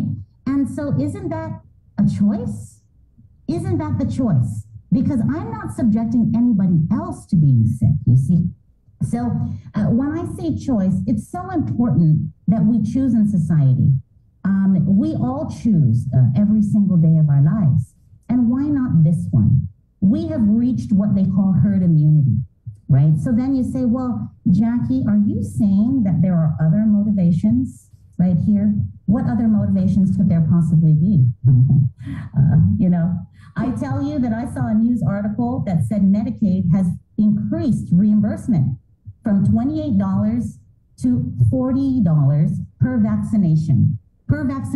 So if I had 2 doses, free government charge, right? Free of government charge, then that's an $80 reimbursement for the government. Do the math. Wait a minute, you're If saying, we have are you 100% saying? vaccination rate, we get $13 million. Wow. Isn't that nice? Ay, dang. Okay. So, Cosinyo Agang si Ludes and Feisenhofer Estina Clausen Executive Order. Saitao Titsungu. And that's what gets me is that Jackie, they came out 30 minutes after the press conference and said because of the public concern they're not going to institute fines, but it wasn't even the fines the public was crying about, or you know, they were just mad about the whole thing. And I would just like to add what Jackie has eloquently said is basically a demonstration right now as what I learned in the 7th grade. Do never get into an argument with Jackie Tapino. Yeah. oh, Jason. Thank you, Jackie. We got to run. Thank you so much, Jackie. Thanks, guys. All right. There you go. I appreciate it. There always has to be a voice. Yeah. There has to be a voice of dissent because then there's no balance. Yeah. So that's why it's necessary that people speak up. Thank you. Thank We'll you, be Jackie. in touch for sure. Yeah. Good morning. Let's go into the KUAM News Zoom room where we wanted to get on here. Will, can you flip your camera a little bit? Thank you. There you go. and it kind of just ended up happening this way, is we have Melker Manabusan of Coffee Slut, who he had put something on his Instagram, a very harshly worded rebuke of the governor's executive order. And you and I got something in common, Mel, because I posted something on my Facebook that was intended for my Facebook people, and someone copied it and pasted it, and they put Chris Barnett at the bottom and sent it out on WhatsApp, which I totally didn't do, but they did the same thing with your Instagram videos. They copied it and sent it out on WhatsApp, and here we are. You went viral, right? Yeah, we do have some FCC guidelines we got to abide by, so if you could just, Yeah, that might be You know. Adonis. Right there. Yeah. Yeah, but Mel, I mean, you're in an interesting position because obviously you have very strong opinions about mandating vaccinations, but you're also a business owner. So business's owner. I mean, that puts you in an interesting place because in a month from now, when the governor's deadline is passed, if you're not fully vaccinated, are you able to enter your business? I guess not. And well, guys, first I want to start off by saying I'm sorry and I apologize if I offended anyone. Yes, Sabrina, us big girls, right? When we get our period and we hear we get an allergic reaction to nonsense, right? So that's what happened. Is I was having my period on Friday. I get all these calls and messages, and you know what? I blew up. When you don't change your tampon, you feel the a little bit aggravated. And and I say I was just disappointed because I can't Malk, let me just let you in on something. It doesn't matter if you're menstruating or not. If you are offended by something or if something like this bothers you, it doesn't matter. Like you speak your mind regardless. Thank you. Thank you. But thank you for that analogy that I don't agree with. But go ahead. Okay, so I'm sorry, but if I offend anyone, okay, I'm sorry, but also I thought too, here I am, I had COVID. Supposedly I had COVID. I mean, I had a headache, right? So I had a headache, and Tylenol killed my headache, and I had a cough, and NyQuil killed my cough, and so I was fine. 10 days later, I'm headed to the UFC. I had to get my I had no symptoms. I'm completely fine. I had to get my test sent to the UFC, and I got tested positive for COVID. So I guess apparently I have the antibodies, and I still do. On my returning back from LA, I tested again positive, so I still have this whole COVID in me. So I mean, some people are vaccinated. They're able to get the COVID and transfer it, and I'm just unvaccinated, and I'm unable to go to my business now, and I'm unable to operate. I can't go to social gatherings, and so I think man, I just got this other lease. I'm about to open up a new Coffee Slut, and now I can't even go there and help set up and prepare and whatnot, right? Or maybe when no one's there, I can go there. But now this whole thing of you can't the food industry, like, dude, I have my health certificate. I have my health certificate for 18 years now. I abide by the law about being, if I had a headache, coughing, sneezing, you don't go to any food establishment. That's been part of my life for 18 years already. So I understand the health and safety of our customers. And that's, for me, that's first and foremost, right? So, yeah, when I heard that, I was just a bit disappointed. And I'm sorry, I overreacted, but I was just, I mean, no one else is going to speak up for me, right? My daughter's 12 years old. I don't want to vaccinate her. She's healthy. She goes on, she plays golf. She gets the sun hit her skin. She gets her vitamin D, gets activated every day. I mean, can we just let her be normal? Me, I just want to just drink coffee. I want to drink just clean water. I want to smoke a joint a day to keep the doctor away. And that's it for me. I'm a simple guy, right? I'm a cheap date. I don't need no vaccine and no double vaccine and no booster shot, and then the Delta booster shot, then the Afghan booster shot, then the Mexican booster shot. I mean, I'll just drink water and coffee for now, and if I get sick, I'll go old school. I'll just rub the Vicks on my throat, and I'll be fine.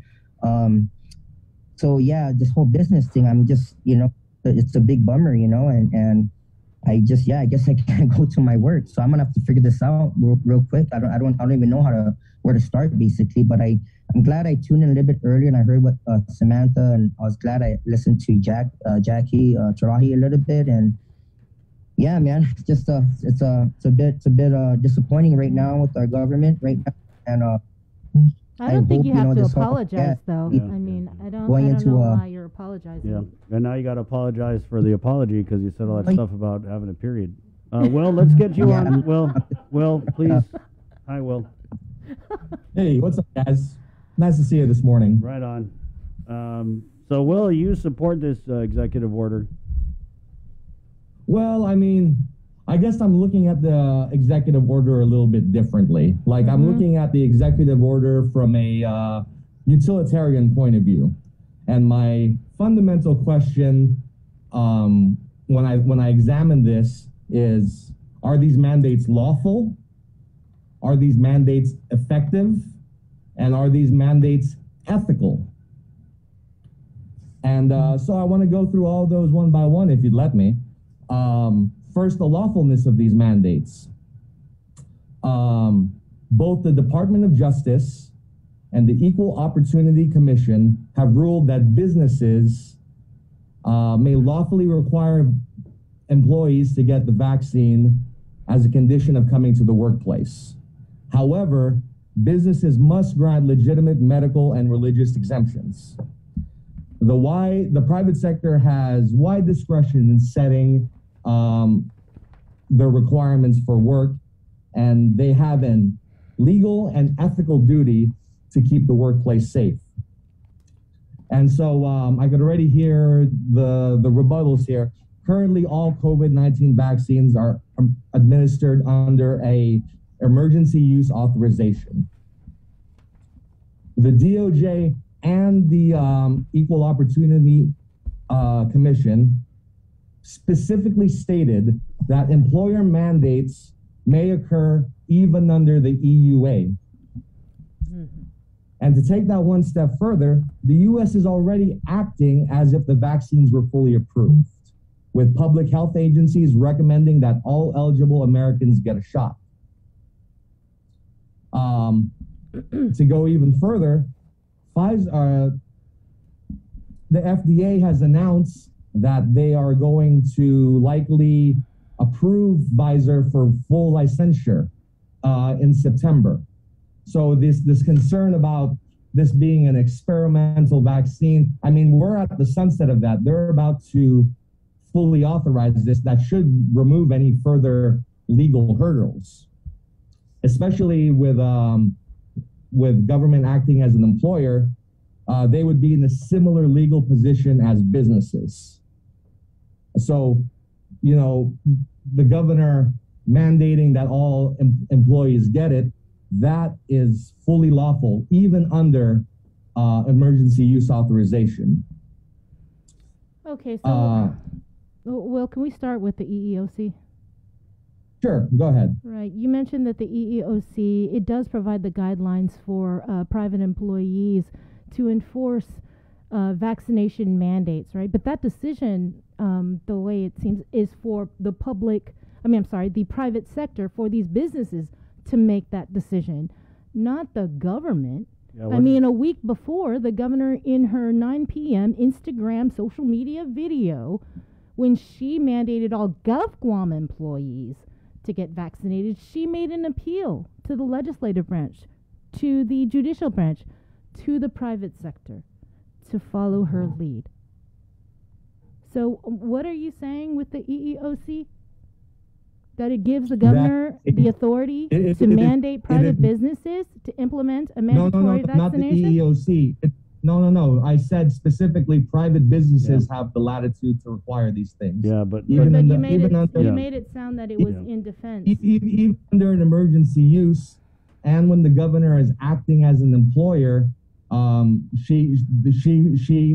the governor is acting as a business, as an employer, that same rule applies to the government. So even the government can mandate the vaccine under emergency use to their government employees.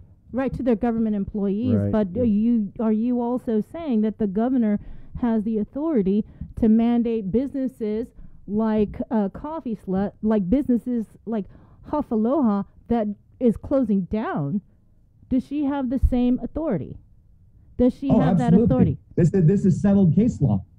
I'm surprised that the lawyer on here didn't talk about it.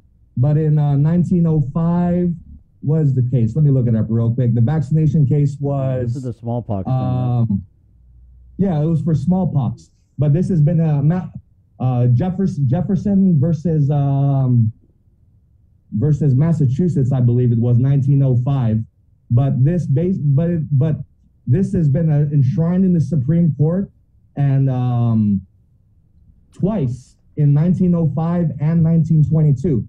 In 1905, it gave states wide latitude to mandate vaccination of the populace, and in 1922, that upheld the right of the government to mandate vaccines in schools. So, I mean, the case law is there. I just wanted to start this dialogue. I didn't see that in the executive order, this 19 forgotten lawsuit. So I did see the EEOC. Let's not diminish it. America is a country of laws. I'm just making sure that the private sector's voices are being heard. And this law was and their rights aren't being trampled on. What rights are being trampled on, ma'am? This has been established in the court. I don't know. Melker, do you feel that your rights are being trampled on? We may not agree with the decisions of our elected representatives, but we as a society have chosen to make the courts the referees. And the courts have upheld that these are lawful and legal orders. So as long as we start from the basis that these things are lawful and legal, I'm more than willing to continue this dialogue. But we need to establish first that this is not a question of our rights being violated, because we have the case law that says it isn't. And if anybody disagrees, I would highly encourage them to take it up with the courts, because in America, we are a land of laws, and we handle our disputes in the court of law. And we have 100 years of case law that says everything the governor is doing is legal, even though we don't like it. Mel, do you feel like your rights are being trampled on? You know, I mean, yeah. So right now she's the boss, right? And I ain't no lawyer, I ain't no scientist, I ain't no freaking doctor. But it's just not cool, bro, Mr. Parkinson. You know what I mean? Like, I understand, brother. Like, there's plenty of decisions the government makes that I don't agree with. Like, you know me, I don't want to debate with you. I gotta accept that the government won't hire cannabis patients. And, you know, I don't like it, but them's the rules. They get to set the rules. Yeah. And that's why I disagree with that. You know what I mean? That's why one of my rant the other day, I disagree. Although she has the power to do these kind of things. And like, again, I ain't no lawyer, I ain't no scientist, I ain't no doctor. I just told you a lot of things that are going on. A lot of stuff is leading towards the communist side of stuff right now. And I just disagree with it. You know what I mean? I have the COVID. I am positive. I am COVID positive. I am 100% fine right now. You have the vaccine. You can transfer it to me and I can transfer it to you. I'm just saying it kind of sucks when I can't go to my job and do my thing because I am unvaxxed. Now you're trying to separate us. You're trying to, now the pandemic is against the unvaccinated. Like, so I'm the problem now. Yo, bro, this is just not cool. But yeah, you probably know a lot about the law right now, and I'm not even going to try to debate with you and argue with you, but what's going on right now is unethical and it's not cool and it's not right, in my opinion. You know what I mean? That's why I had an allergic reaction to some BS. But you know what? Maybe someone like you can educate me later on another time. Yeah. I'm not here to debate and argue with you, but this whole situation sucks, and I'm just speaking up for me.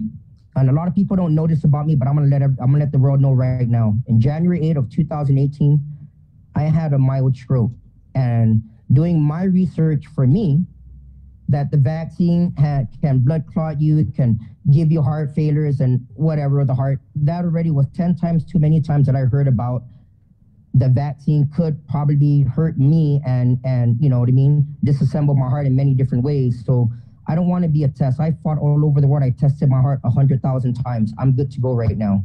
But I'm just very disappointed that I can't go to my job site and perform my duties because I'm unvaxxed, and I'm the problem now. The unvaxxed is the issue now. That sucks, you know what I mean? So maybe you can get into an error with the government or the leaders that's making these laws and pushing these mandates, and let them know, like, it's not cool. And maybe, and I understand, I don't want the cases to rise either, bro. I don't want the hospitals beds to be completely full. But you know what? I'll tell you what, man. If all hospitals on island are completely full to the rim, in the hallways, on the sidewalks, tents outside, I'll ask the governor for a gallon and I'll down that gallon. You know what I mean? If there was a powder form, I'll lace my joint and I'll smoke it. But the whole thing right now, that's not happening right now. The island is 88% vaccinated. Just a few of us adults and a few kids are not. So like I like what Jacqueline said, man. It's like, so who's the problem now? It's just kids, and now kids can't go see their grandparents, and we can't participate in small gatherings because we're unvaccinated. You're creating a separation. You're gonna make people like me very pissed off. You know what I mean? So I know you're a lawyer. You know the laws, and you know how you know how to. Lawyer, thank you for thinking I am. Or well, whatever. I mean, maybe you understand all this stuff. You know what I mean? I mean, you sound very educated, and I'm not up to date with all the laws right now because everything keeps changing. Science keeps changing every 3 months. The law keeps changing they adapt it and have all these loopholes for everyone that wants to freaking break the laws and the rules. I just want to stay open. It's been a hard year for Coffee Slip. We've done everything possible to stay open and keep our employees, you know, and that's it. You know what I mean? Thank you guys so much for having me on the show. Thank you, Mel. I'm just Thank you. I'm just trying to do our best to stay alive. You know what I mean? Okay.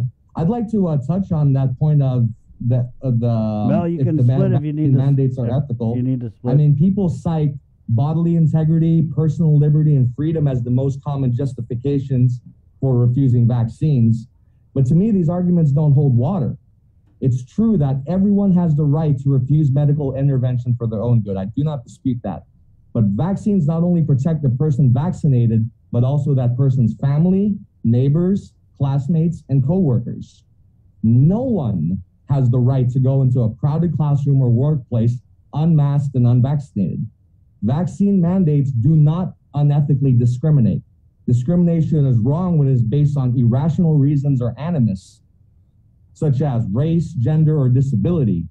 But vaccine mandates are simply a tool, and they apply equally to everyone. They don't impute blame or seek to shame the unvaccinated. They are intended only to keep the entire population safe. Finally, required proof of vaccination does not violate a person's privacy.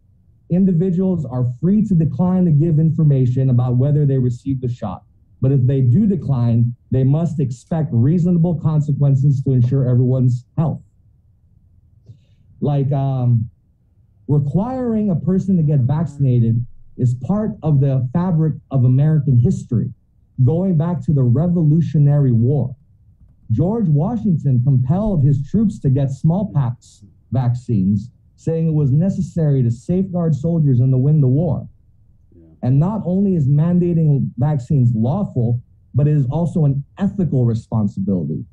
Far, far, far too long, and this is the thing that kills me, Americans and Guamanians have asked themselves, what entitlements do I have as a rights-bearing citizen?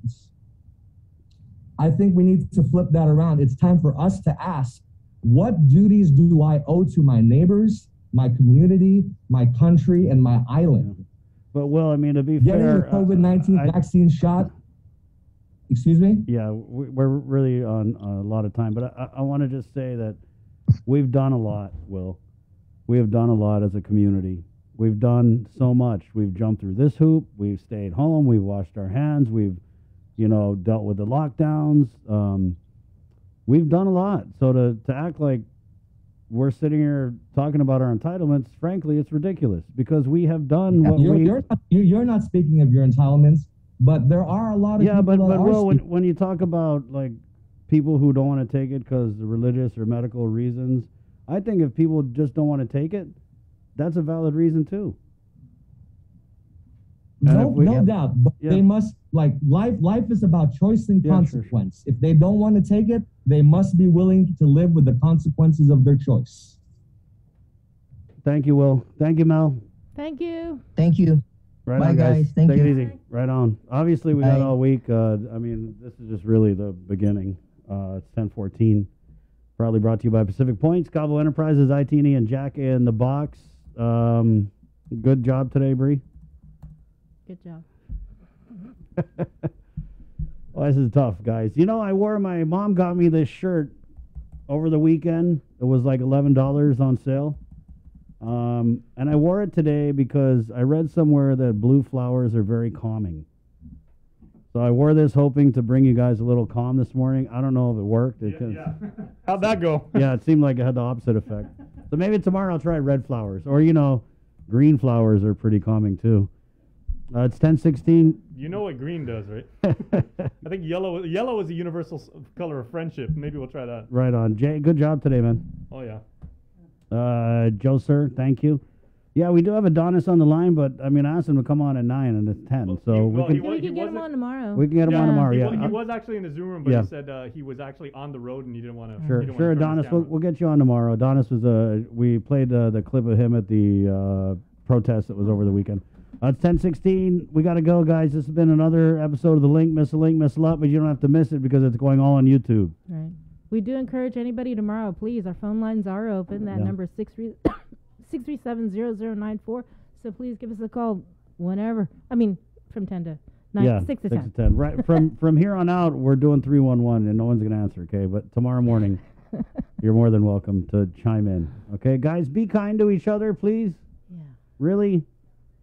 Okay. Follow the guidelines. It is the way. It is the way. The way. Yeah. Okay, guys. This has been The Link. My name's Chris.